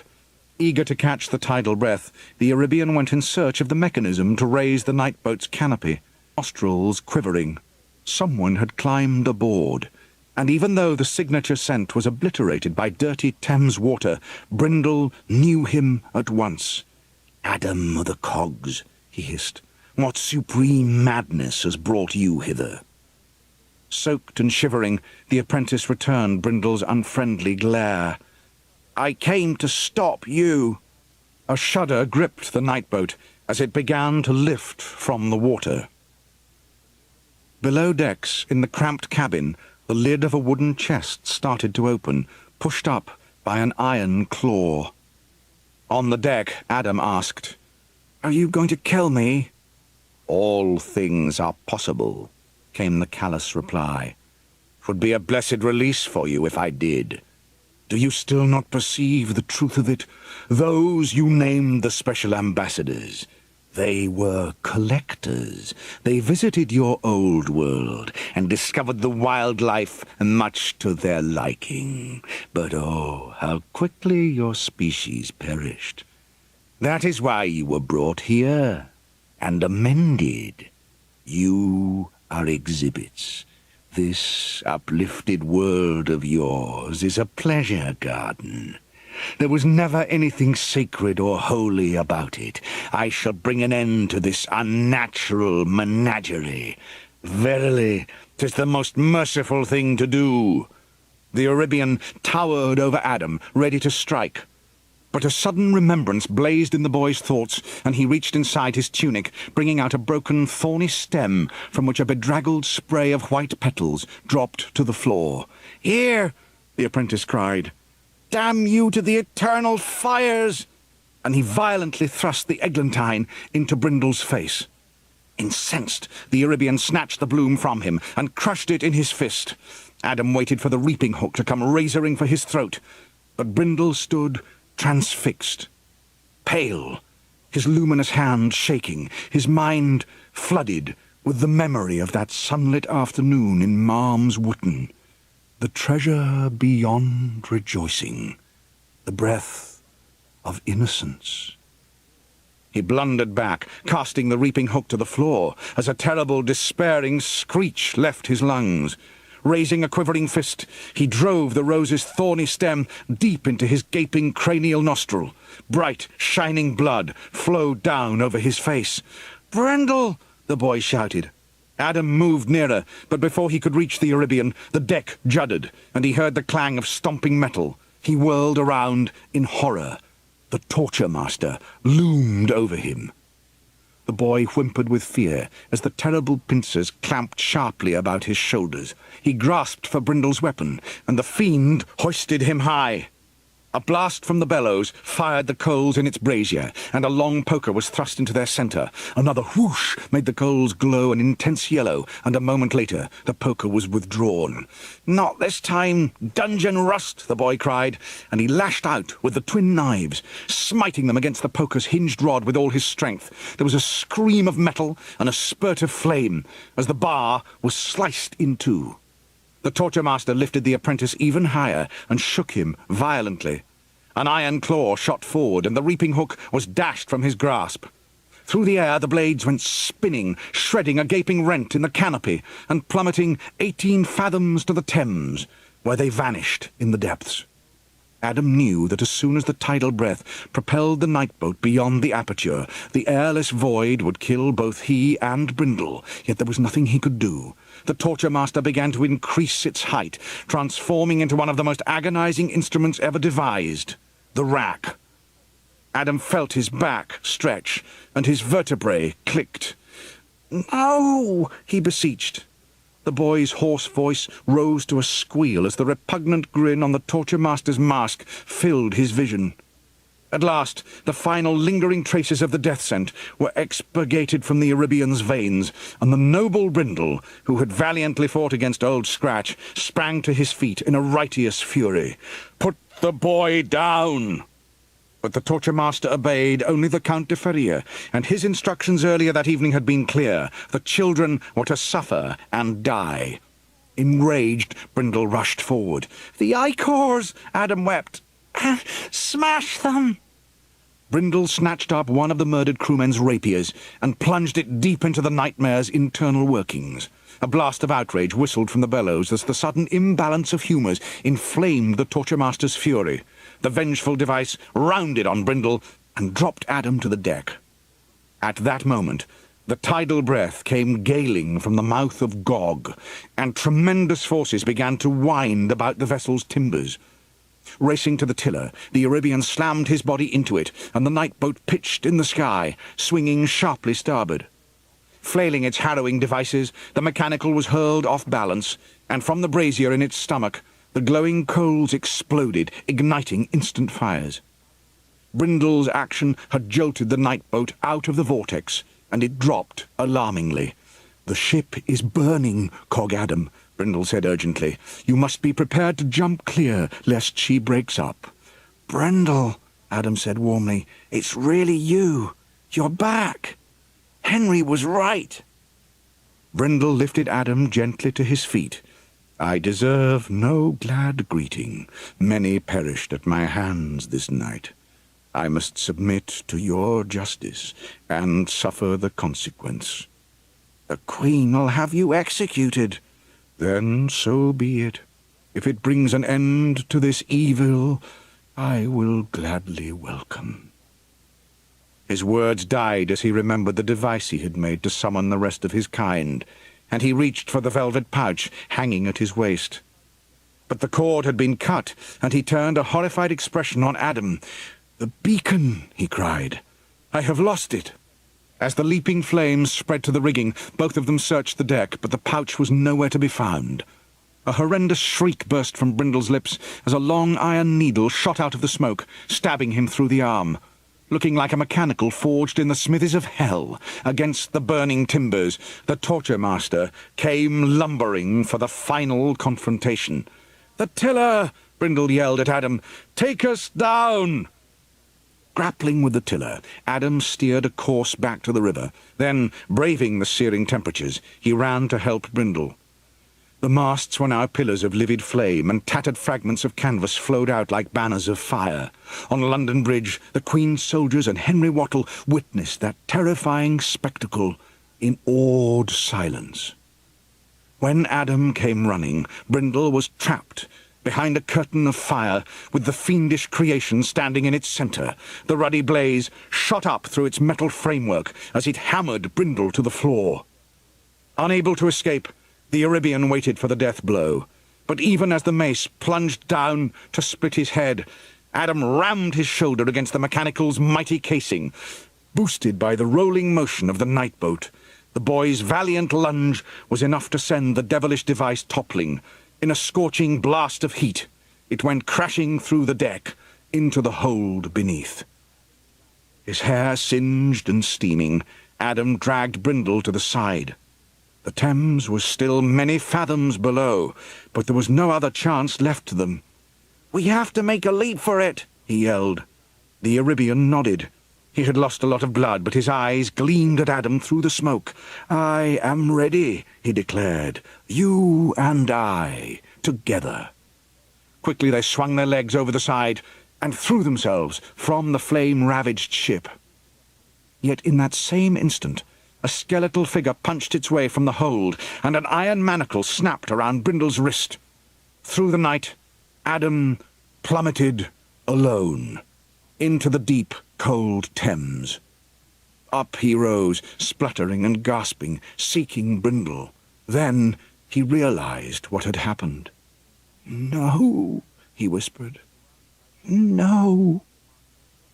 Surrounded by flames, the torture master crushed the Arabian to its horrendous frame. Brindle seized hold of the breastplate, and with the last ounce of his strength prized one of the bands out of shape, exposing the ichor bottles. Reaching into the meagre opening, he ripped the phials from their pipes. The torture master's internals ground to a halt, and the pendulums were stilled. The traps and shackles which held Brindle captive sprang apart, and he rolled from its spikes, the front of his body punctured by horrible wounds. He threw himself towards the side in a last effort to escape. Before he reached the edge, the main mast collapsed, and the violence of its ruin tipped the night boat almost vertical. Brindle was thrown back into the burning steerage hold. Below, Adam crawled from the river and stared fearfully up at the final minutes of the ship. Pitched in that near upright tilt, the blazing night-boat was rising again, heading straight for the aperture in the firmament. In the burning aft castle, the Arabian beheld the massive head of Gog begin to turn, and he laughed bleakly. From the mouth of the giant barbarian, the tidal breath came whirling. The fire-enveloped craft was seized in those supreme forces, and in the heart of that bright, seething maelstrom, Brindle sang out the names of his wife and children. Far below, Adam watched aghast, and his scorched, muddy face ran with tears. Suddenly, from that remote inferno, a familiar, laughing voice called out, "Purity! Ha ha! And absolution!" The apprentice knew that the words were meant for him to hear.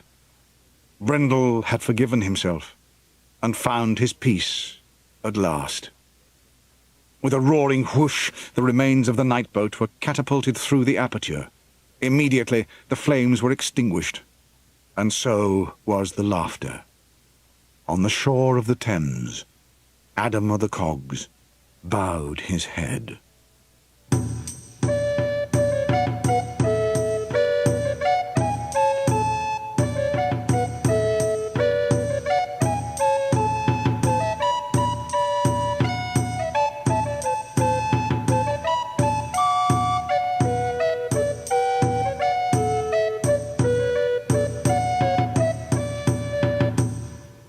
Concentrating on the task he had set himself, Adam squinted down the length of brass pipe in his hands. Lying upon the table in front of him were the disassembled pieces of the tizzy that the Queen had stilled on that fateful night. Restoring the mannequin had been a consummate challenge, but now the task was nearing completion. That morning Lord Richard and Henry Wattle had left for Malm's Wootton. Adam was remaining in the service of Dr. D. The boy was feeling both lonely and guilty, partly because he was looking forward to working for the astrologer, and could not help feeling disloyal. Lifting the tizzy so that it sat stiffly up on the table, he prepared to press the Tudor rose set into its forehead, but before his fingers touched the crest, an idea seized him. He reached into his pocket and took out the small glass phial containing Suet's black cordial. With expert hands, Adam fitted the ichor into the tizzy. Then he pushed the crest, and the mannequin jerked into life. Lantern began to applaud, but Dr. D tutted into his beard. "I admire your skill, young Adam, but no one will want this creation." "It might be useful," Adam answered, then gasped. The tizzy had raised a pipe to its wooden lips. As its internal bellows blew and the jointed fingers danced over the holes, Edwin Dritchley's favourite tune floated up into the air.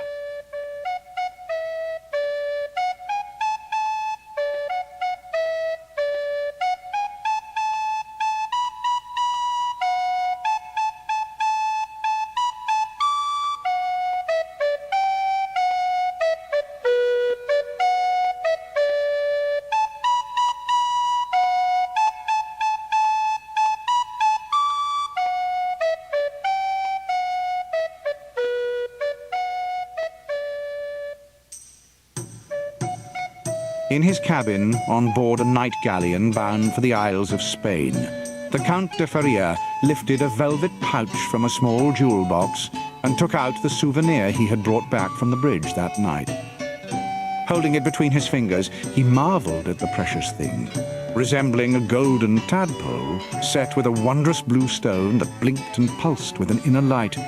It was a curious device, and the Spanish ambassador was captivated by its strange beauty. "It's so fair," he cooed. "I have it set into brooch. Oh yes, most pleasing. It bring Don Gomez much luck, he thinks."